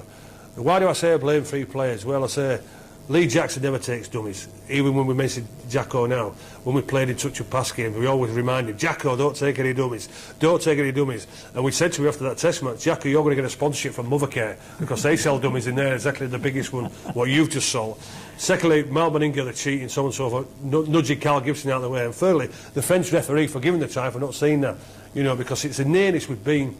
If it had been 10 apiece, you know, it had been fantastic. We knew maybe the Ashes were coming home, but certainly we should have got the draw. We played for the draw at 10 apiece, but Jacko took the dummy, Meninga pushed Gibbo out of the way, and the referee should not give it because it was an obstruction. But it was given, and it was all down to the last test at Ellen Road the week after. Yeah. and 32,000 turned up to see us win the Ashes, and the score was Great Britain 0, Australia 14. Very, very disappointing performance. Very, very disappointing performance. And again, when I've looked through it, when I've looked past with the many test series that have been pretty close, I put it down to one thing: the intensity of our club competition. The Aussies know all about pressure cooker football. The Aussies know about week in and week out where they can handle the pressure. Again, we couldn't handle that pressure situation. The Aussies knew play a patient game. The Aussies knew keep us in our own 22. The Aussies knew just wait for the mistakes, and that's exactly how they played. We came up with far too many years. We couldn't handle that pressure situation because we wasn't into it week in. It's not an excuse. It's a fact and reality. Our club football was not as pressurised as what their rugby league was in their tournament, and we didn't even look like scoring. We didn't look like creating anything. It wasn't the best condition, but it's same for both teams, and the Aussies justified and beating us by smacking our backside 14-0. But what come out of that test series was Great Britain's back on the map now, and Aussies beware, because they are really, really getting closer to you. Yeah. And the series brought obviously massive coverage as well. And Mal Meninga won the BBC TV Overseas Sportsman of the Year award, which was the first for rugby league. And rightly so, because we know Mal not just as a sensational player, a great bloke on and off the field, but a great ambassador for rugby league as well. So fully justified, and I can reassure you, I think I've seen more of Mal Meninga, not the front of him, the back of him. You know, trying to catch from the back of him. So yeah, well done, Mal. You finished 5th in the league that year, Leeds, but you were voted the Man of Steel, which I think came as a bit of a surprise, didn't it? Very much a surprise, because I wasn't going to attend the Man of Steel. I wasn't going to attend. I had no interest in attending the Man of Steel, but Stones, I think it was Stones who would sponsor the league that year. Bass were our sponsor at Leeds, and myself and Adele, we got an invite from our chief executive, Alf Davis, but I was due to go to a boxing match. Tom Collins was fighting at the City Hall in Leeds, and I said I'd go there with some friends. Anyway, so I told Adele we'd been invited to Man of Steel, but we're not going. So she said, well, if Al's invited you and you're captain of Leeds, you know, really we should go, because if we don't, then Alf's going to go ballistic. So I said, no, we're going to this boxing. So we got ready this Thursday tea time. It was a black tie job anyway for the boxing, so I was dressed for the occasion. So we're in the Town Hall Tavern. A friend of mine, Laurie Graham, the publican at that time, and everybody was there, was going to the boxer. So I said, listen, I think I'm going to have to go to the Man of Steel Awards. You know, they've invited us. So I said, oh no, you're coming with us. You know, what are you going there for? Well, I said, I don't know. I said, I'm not in the running for the first division year, and I certainly aren't going to get the Man of Steel. So I said to Adele, I said, listen, we're not going. You know, we're going to the boxing. That's it. So I said, well, Alf will go mad with you. If you don't go, you know exactly that he'll be disappointed and he'll go mad. So I went, oh, all right, and we'll head over. 6:10, we leaves this pub, because I was literally 5 minutes away from walking out the Town Hall Tavern over to the Town Hall, and that's it.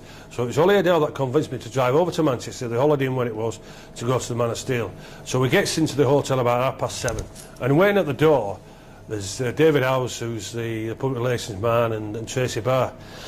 So I walked through there. Oh, is he? All right, yeah. So I could see a bit of relief on his face.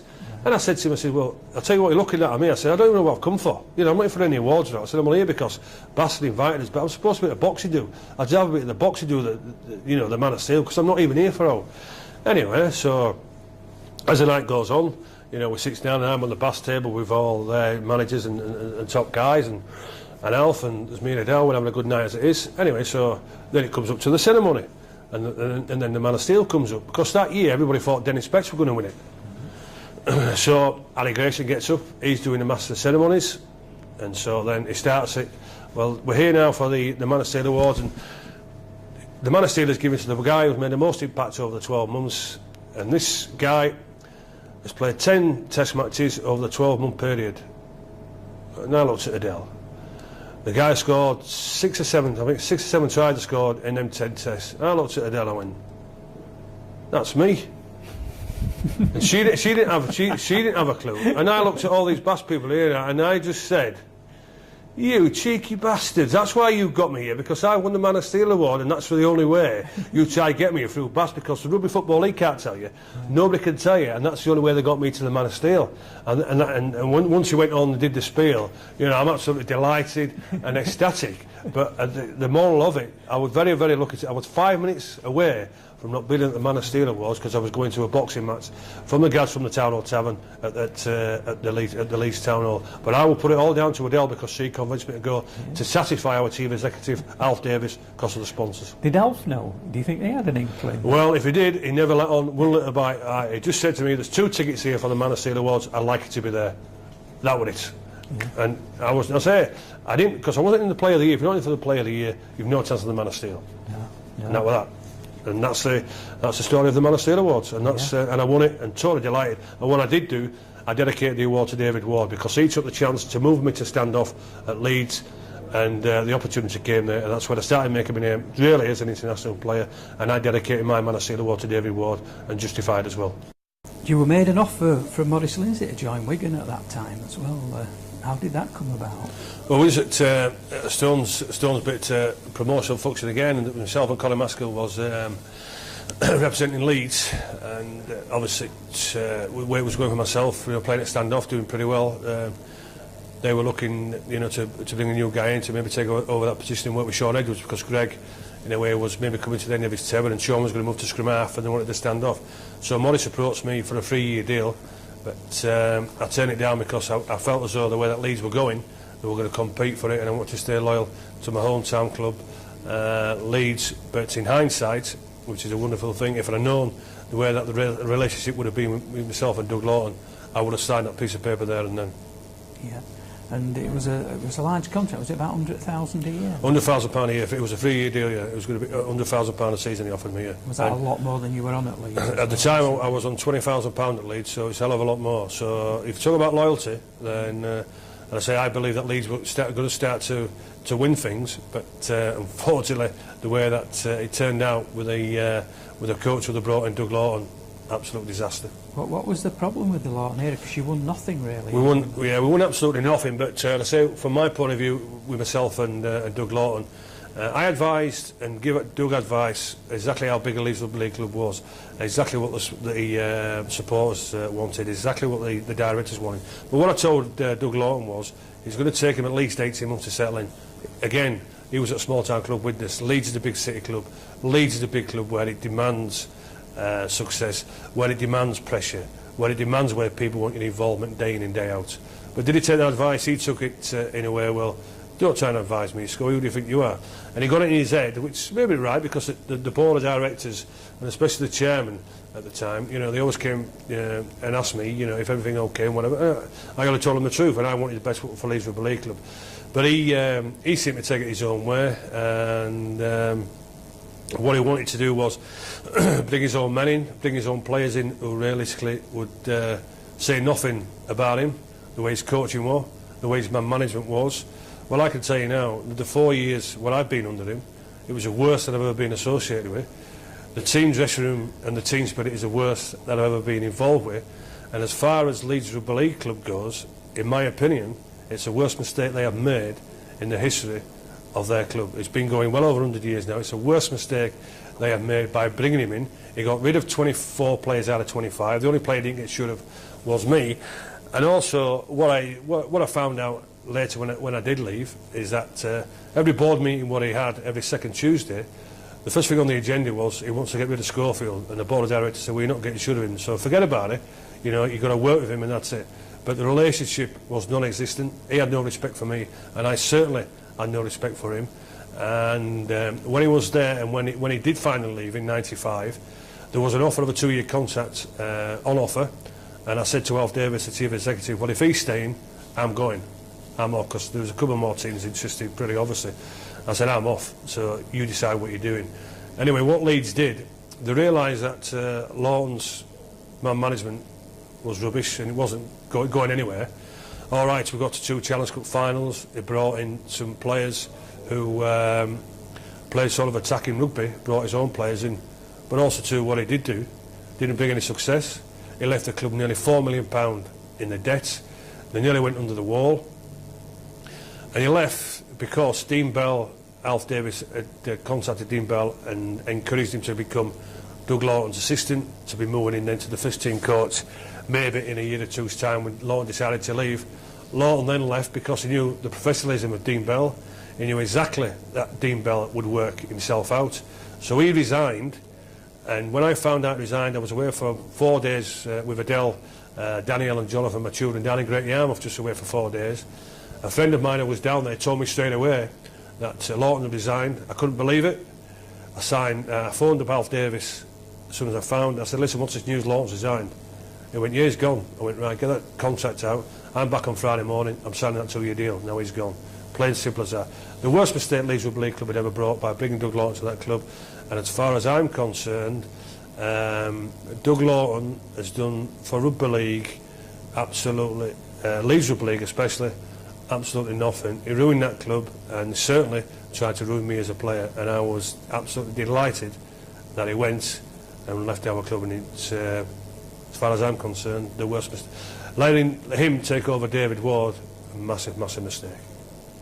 In '92, you toured Australia again. Yeah, we did, and this time, as I say, the the feeling was, I know I've said it now, this is my 6 Ashes series, you know, from day one, you know, from 84 now to 92, we was getting that a little bit closer. We needed to get up that ladder.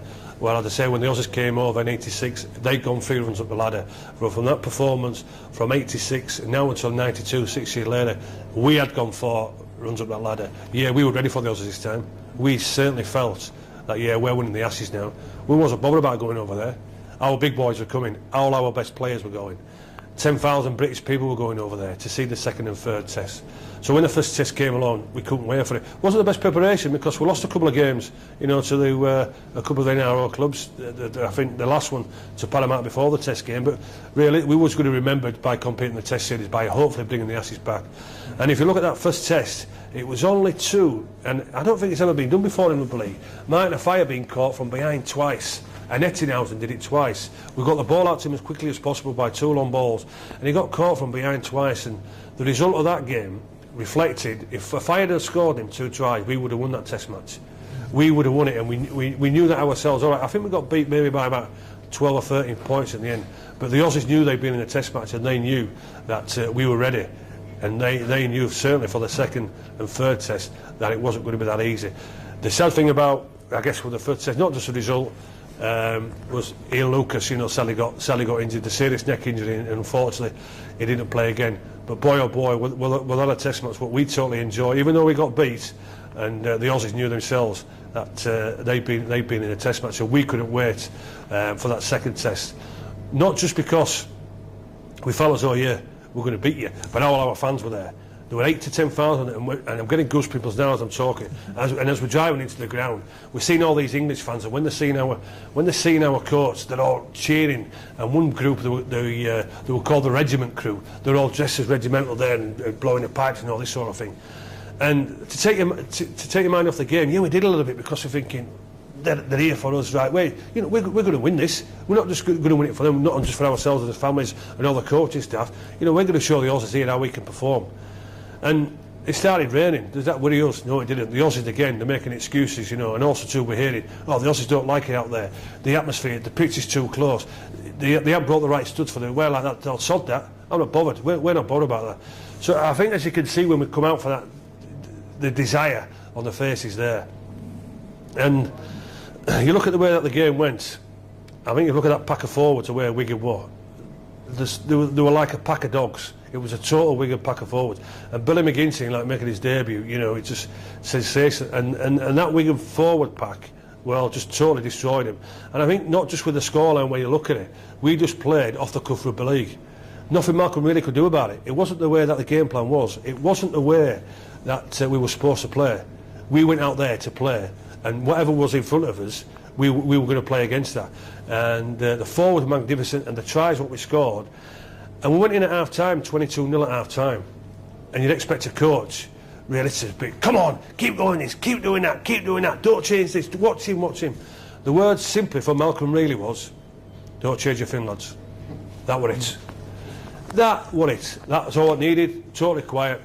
So then, obviously, when you come out of the second half, the Aussies scored 2 quick tries. Here we go, they're falling away again. But as we know at the end, it ended up 33 points to 10. Magnificent result for ourselves. Did the Aussies give us any credit? Did the Aussie press give us any credit? No. First of all, they blame the conditions, wet conditions, and secondly, as I mentioned, the short stud, the big night suckers were slipping all over the place. Load of rubbish. They should have given credit for what it's due. We wasn't really bothered about that, you know, because we knew we was ready to beat Australia that night, and we were ready to give them a good hiding. And me as captain, not just delighted with being the captain, but the record score against them, 33 points to 10, and that goes down as a performance of my career, not individually, but as a team as well. Fantastic, and the fans that were there. But even after with the celebrations, you know, and I got a phone, could you believe this as well, when the press guys will tell you, and I still have a laugh and joke about it with Martin Richards now, there's a telephone in the Melbourne dressing room, just in where the rubbing down is. Believe this or not, guys, and it's absolutely true. And we're all in there, and I'm giving press interviews, and the press are telling me to slow down because I'm excited, as you can see what I'm a little bit now. And all of a sudden this telephone goes, and one of the press guys just shout, "Scully!" So I said, "What?" "It's your wife Adele on the phone." I went, "You kidding?" I went, "No, Adele's on the phone." And I just say to the press guys, "Bleeding hellfire, this woman will fire me any bleeding where in the world, won't she?" And I go to the telephone, it wasn't a wind-up or anything, it was Adele on the phone. How the hell she got through to the dressing room, in the Melbourne dressing room, I don't know, but she was on the phone, on the air, congratulating me and everything. It was just unbelievable.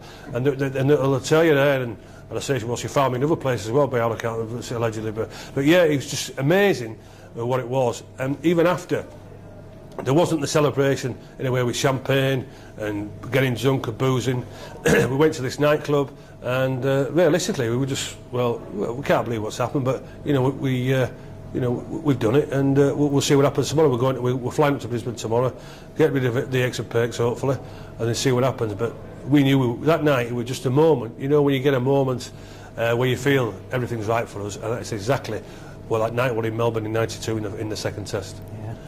And of course, the Aussies were outside their centre, weren't they? Being in Melbourne as well. Did they make that an excuse as well? Well, they came with a few hits, but we wasn't buying it. We knew exactly that we smacked the backsides, and they knew it themselves that we smacked their backsides. So they didn't have any real excuses for it. Yeah. So you go to Brisbane in the third test, and it wasn't a classic. It's described as. No, it wasn't, and. As I mentioned before, when we got beat in 1990 in the last test, when we got beat 14-0, not an excuse, but the test matches had been every 2 weeks. This one came a week after Melbourne, and I felt it came a week too early for us. Not because we'd been celebrating, there wasn't much celebrating after that, because of the intense rugby league again, which we didn't get week in and week out in our club competition. And coming down from that such of an high, not to we celebrate anything like that, it's just out the intensity, because the intensity from the media over there, the intensity from our media, and everybody wanted to be part of that. And if it had come a week later, then all that had been going to the build-up the week previous to that and there. But it just became, we didn't realise what was happening until, really, that we're back on the training paddock until about the Wednesday, when all the hype and the interviews are all finished there. But what we had to realise then, we had a test match on the Friday, which we wasn't used to. The Aussies had been used to that. Wasn't a classic. I think we only got beat 10-6. Yeah, 16-10. Yeah, it was only 6 points. We only got beat 16-10. But none of it. Okay, we lost the Ashes, and I say it was very, very competitive. But I just felt if that last test match had been a week later, then we would have won the Ashes. And unfortunately for myself, it was my 6 Ashes. Well, the 5th one. I managed to come on somewhere in '94, which we're gone, but yeah, I felt as though that moment in time for us in '92 was the time for Great Britain to win the Ashes for the first time in 1970. And you went on to New Zealand then, and lost the first test 15-14, so you were still playing well at that point. Yeah, we did, and the team talk, what I give to the lads, well, listen, you know, we've done tremendously well in Australia, all right, and May said, how can you say tremendous when we got beaten by the Aussies again too, when we've lost the Ashes? But it was so close and so competitive. Do we need to let the tour now just go by the by? Come over here, realistically, not justify ourselves, or we're going to really have a go at this. You know, we knew the key was very, very tough. All right, we lost the first test, which wasn't a very good performance, but they just sneaked it for us. So after the first test, we just said, hey, listen, if we want to go home and just be remembered as one test wonders, and go on as a little bit with credibility, we've got to make sure that we perform next week. We did that. Pretty close because Gary Freeman, he was their star man, and he was pretty running the show. But the second half performance at Carlow Park just showed what sort of spirit we had, just sort of fight and endeavour what we had, and it just totally showed the spirit of that tour in 1992. And I was lucky enough to go on 4 tours, and for spirit and camaraderie, it justifies exactly what we had in 1990. Yeah, because you won the second one 1916. Yeah, we did indeed. Yeah. And I say the second half performance, even though we'd been away for nearly on 10 weeks, the fight and the fitness what the lads had was tremendous. You mentioned Gary Freeman there. Was he aggravating? He always seemed to be an aggravating player. He was very aggravating. It was like hemorrhoids, a total pain in the backside. Absolutely. And he got his uppings, at the say, in 1990, because Bobby Goulding didn't give him any leeway whatsoever. Bobby just totally intimidated him. But yeah, Gary Freeman, great bloke off the field, great, but on the field, he's worse than hemorrhoids, a total pain in the backside. So then we come to the World Cup final at Wembley on 24th of October 1992. Massive crowd, 73,000 there. You qualified through the other test matches over a 2-year period. And you look at the sides, and as you say, you got this side together, but also you saw the next generation coming along in the Australian side, like Fittler and Langer and people like that. So it was going to be a good game, and it turned out to be, didn't it? Well, it did. A massive disappointment with ourselves, because with the Newcastle side what we had and this Wembley factor, we felt we were winning the World Cup. And Australia were very intimidated by us as well. But from my point of view, I was picked at centre because I think it was Paul Newlove who pulled out, and I had to play in the left centre, which jeopardised a little bit because it changed our game plan. Because we had Derek Fox at scrum half, and Derek's sort of style of player, well, he's not for slinging long passes, so we had to change our game plan. And from my point of view, it's a little bit disappointed by playing in the centre, because obviously I'd become the number 6 then, and I was relishing the role and wanted to play there. But when you come to the need, but we haven't got anybody else, I had to fill in that role. But it wasn't the classic game. We managed to score our 6 points by 3 drop goals from Derek, but we was in the game. It was just one mistake from ourselves, because what had come into the game in then were on the tap 22, the winger had come in and tap it there, and our winger did that, Alan Hunt. Well, unfortunately, he lost the ball in the tackle. Australia got the scrum. Couple of play the balls later. Stephen off gets outside John Devereux. He's off there, Meninger and try, kicks a goal from a touchline, and that's it. The World Cup has gone. So it just came down to one mistake, but we got a little bit just mixed up because, as I say, we pulled out. I played in the centre. The game plan had to change a little bit. Wasn't a classic. Do I like to admit it? On the day, Australia just tasted it and just maybe just worth winning the World Cup 10-6, but I was that far away from picking up that trophy myself, because unfortunately in my career I never picked up a trophy, I never won a winner's medal, so it would have been quite nice just to maybe just pick one up, and that would have been nice for the World Cup final. 93 New Zealand came over and played a test series. The first test was at Wembley. And Great Britain 17-0. Yeah, and the Kiwis were rebuilding a little bit, but plus as well, they were still smarting over us beating the New Zealanders in '90 as well, because we wasn't really expected to, but we knew ourselves that the team that we had, New Zealand wasn't going to be, they wasn't going to beat us. What our goal was, and it was achievable, was to make sure that we beat them 3-0, and the performance at Wembley was outstanding, not just to get the victory, but the crowd as well. I think the crowd were about 36,000, so it wasn't too bad to say the Kiwis playing down there. And 17-0, great start for us, and make sure that the Kiwis were making sure that they still wasn't going to get a test off us after, because we should have beaten them 3-0 in 90. If it wasn't for Martin the Fire dropping that ball, that would have been a 3-0. And the pressure was all on them, and they came to Central Park for the second test, and they were making big noises that there was going to be a bit more intimidating towards us, because they knew that that's the best Kiwi style of player, but our boys weren't having any of it. They wasn't going to be intimidated. We were playing flamboyant rugby league, exactly what Malcolm had taught us to do, coached us to do, and we walked them in the second test at Central Park, and I said, test series was ours, delighted, but then our main goal was to make sure that it was going to be a 3-0. Headingley, for me, all right, it's great winning 3-0, but I came off after 8 minutes. I did a rib cartilage, so it wasn't from a performance point of view. I didn't have much input on it whatsoever. But the guy who made an input and he made his test debut with Andy Fowler, young 17-year-old second rower, scored a training's debut. I think he's the youngest one to do that.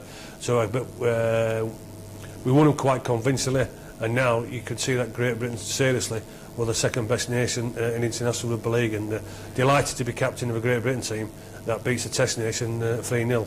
Absolutely, even though not much input in the last Test, but the boys over the 3 series played excellent, and delighted.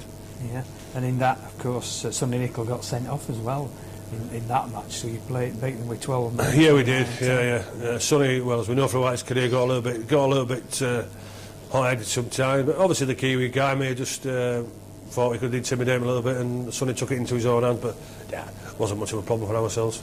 So young Faz made his debut, and as we all know, the rest is history from his rugby league career. Yeah, and you got to the cup final at Wembley. Yeah, we did. In '94, wasn't it? Yeah. For Leeds. Well, that year, you know, when we got to Wembley, because Leeds haven't been there since 1978, we didn't believe that we could beat Wigan. I can tell you that now. Everybody at the club didn't believe that we could beat Wigan. Everybody was just going down there for the occasion, because Leeds hadn't been there for many years. Yeah. The supporters were going ballistic. The sponsors were going ballistic. The board of directors were delighted. Because we got there, they all knew what it meant to the club, not just in prestige, but also to financial-wise.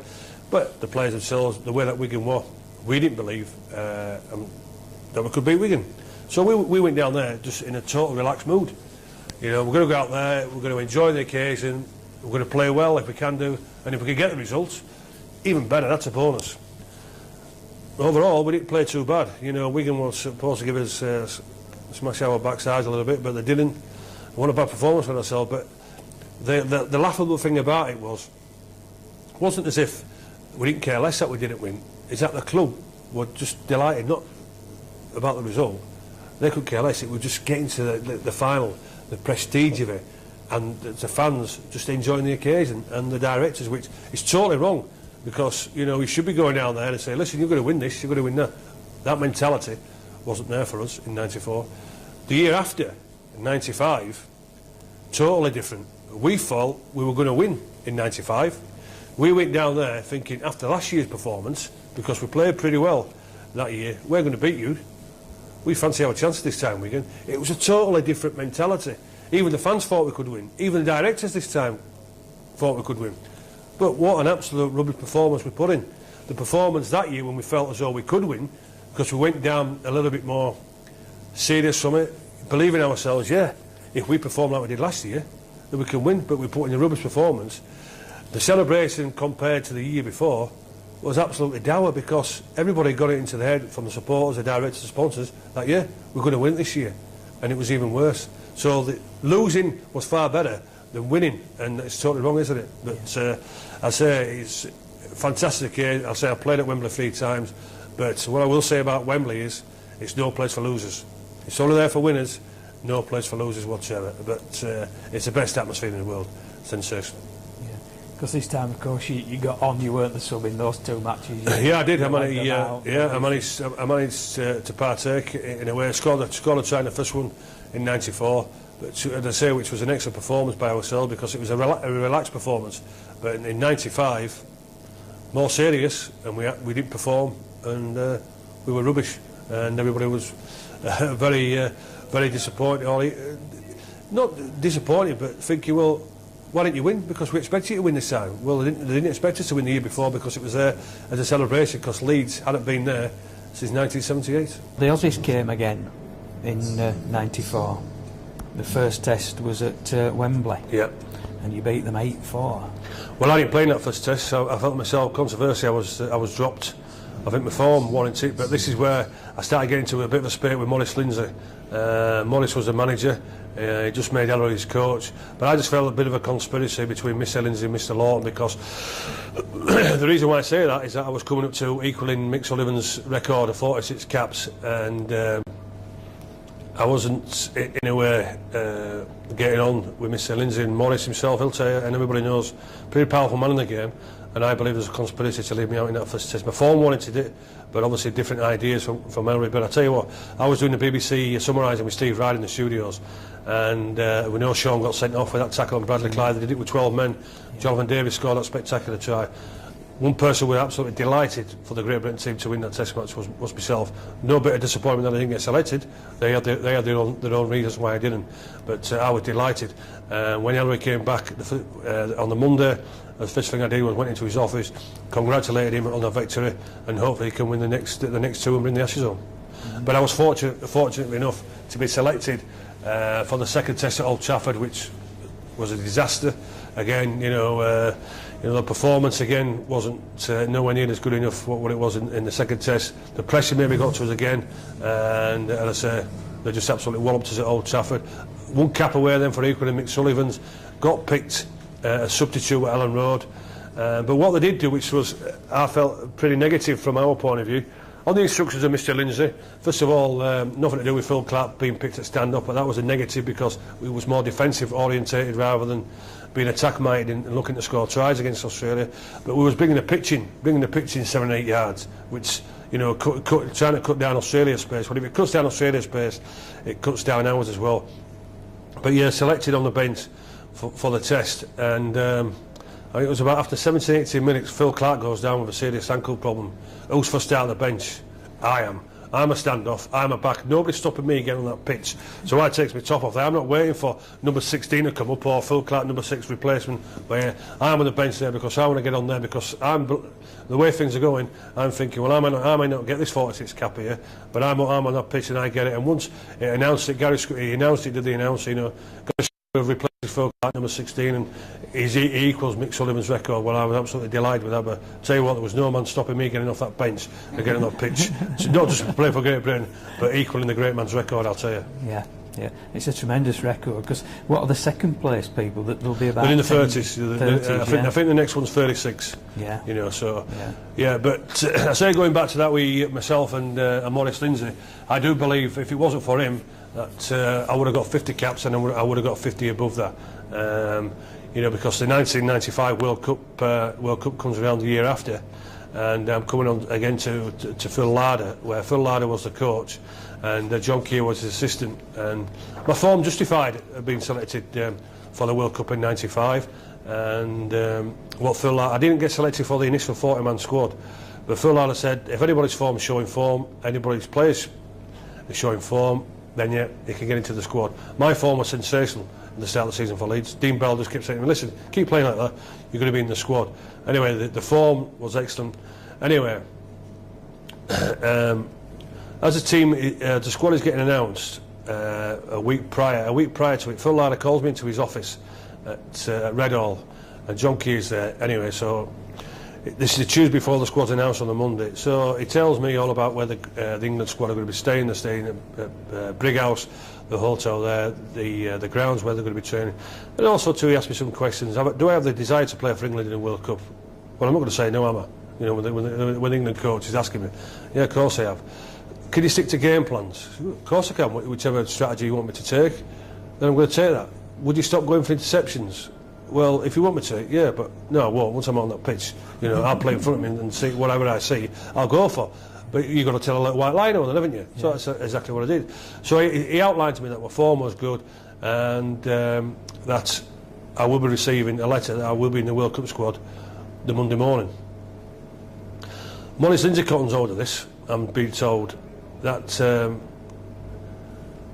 if I am selected for the World Cup, he tells Phil Larder and John Keir, if I'm selected for the World Cup, then them two will lose their jobs. There is nowhere near that I can be included into this World Cup squad. So I'm waiting for the letter on the Monday. I just thought, well, he may have got it wrong. Waiting for the letter on the Tuesday, waiting for the letter on the Wednesday, so it doesn't happen. So I put it so it's one man who stopped me playing for that World Cup final, and plus as well, it's one man who stopped me from getting 50 caps. That's Maurice Lindsay. So after the World Cup squad is announced, then obviously the press is asking me, well, what do you reckon about it? So I tell it as it is, and I blame one man, and I blame Maurice Lindsay. So I do an article for the newspaper. Anyway, I got paid £200 for it. Anyway, I get a phone call, sorry, I got a letter, or the club gets a letter, regarding myself by doing this article, by blaming Maurice Lindsay why I'm not in the World Cup squad. I've got to attend the Rugby League panel, disciplining panel for bringing the game into disrepute. So I go to this Rugby League disciplinary, where on the board is Harry Jepson, Kath Hetherington, and somebody else for the Rugby Football League, which I can't remember if I'm honest with you. Anyway, so they put this to me and I brought the game into dispute. Why did I do it? So I said, this is what I believe in, this is what I've been told. I'm not naming any names, but this is what I've been told. Well, you're totally wrong. We are breaching you in disrepute of the game, disrepute and disrespect to one of the Rugby League board members of Mr Lindsay. They asked me how much I got paid for my article, which I told them £200, and they said, well, we're fining you £200 and make sure your future conduct.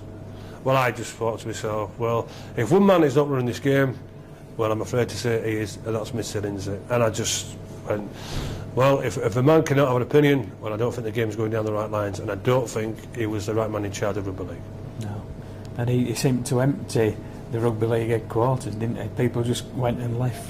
Well, they did. You know, it's as all players we know under Maurice, when he's been manager of us and when he's been coach of Wigan, many Wigan players will tell you, if you cross Mr Lindsay, he finished. It's as plain simple as that. But also too, he's a very powerful man, and if you don't do it his way, well, I'm afraid to say, it's see you later. Good night and God bless. Very powerful man.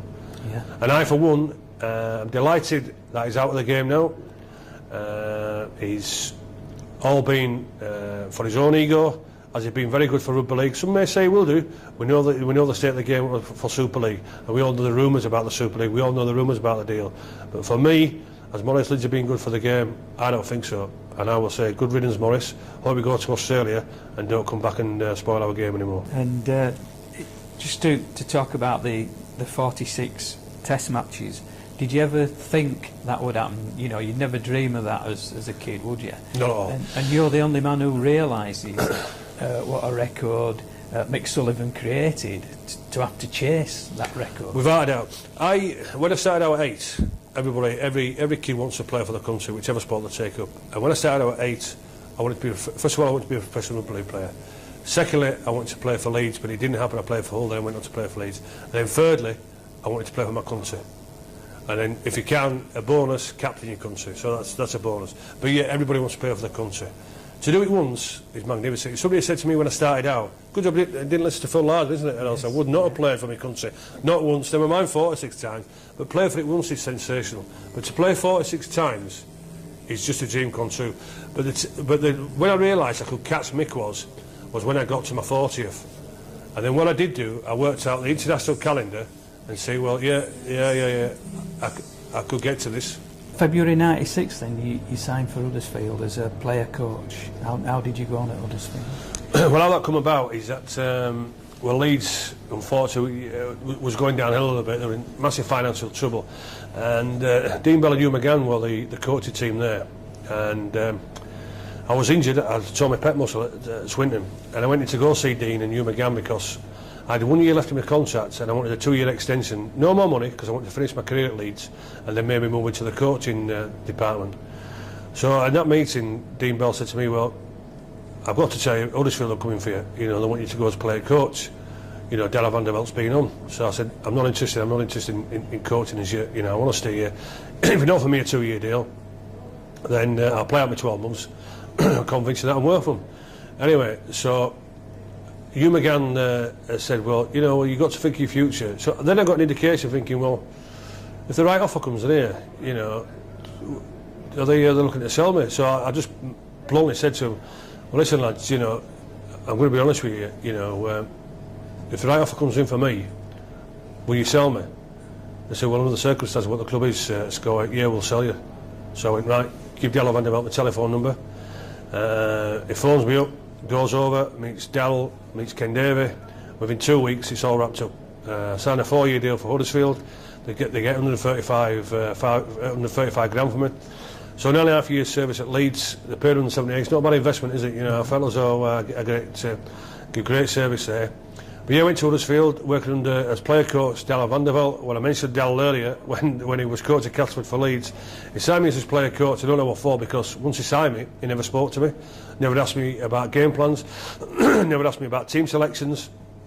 But he didn't last very long anyway, because we didn't qualify for Super League what he wanted, and it wasn't going his way what he liked, so he left.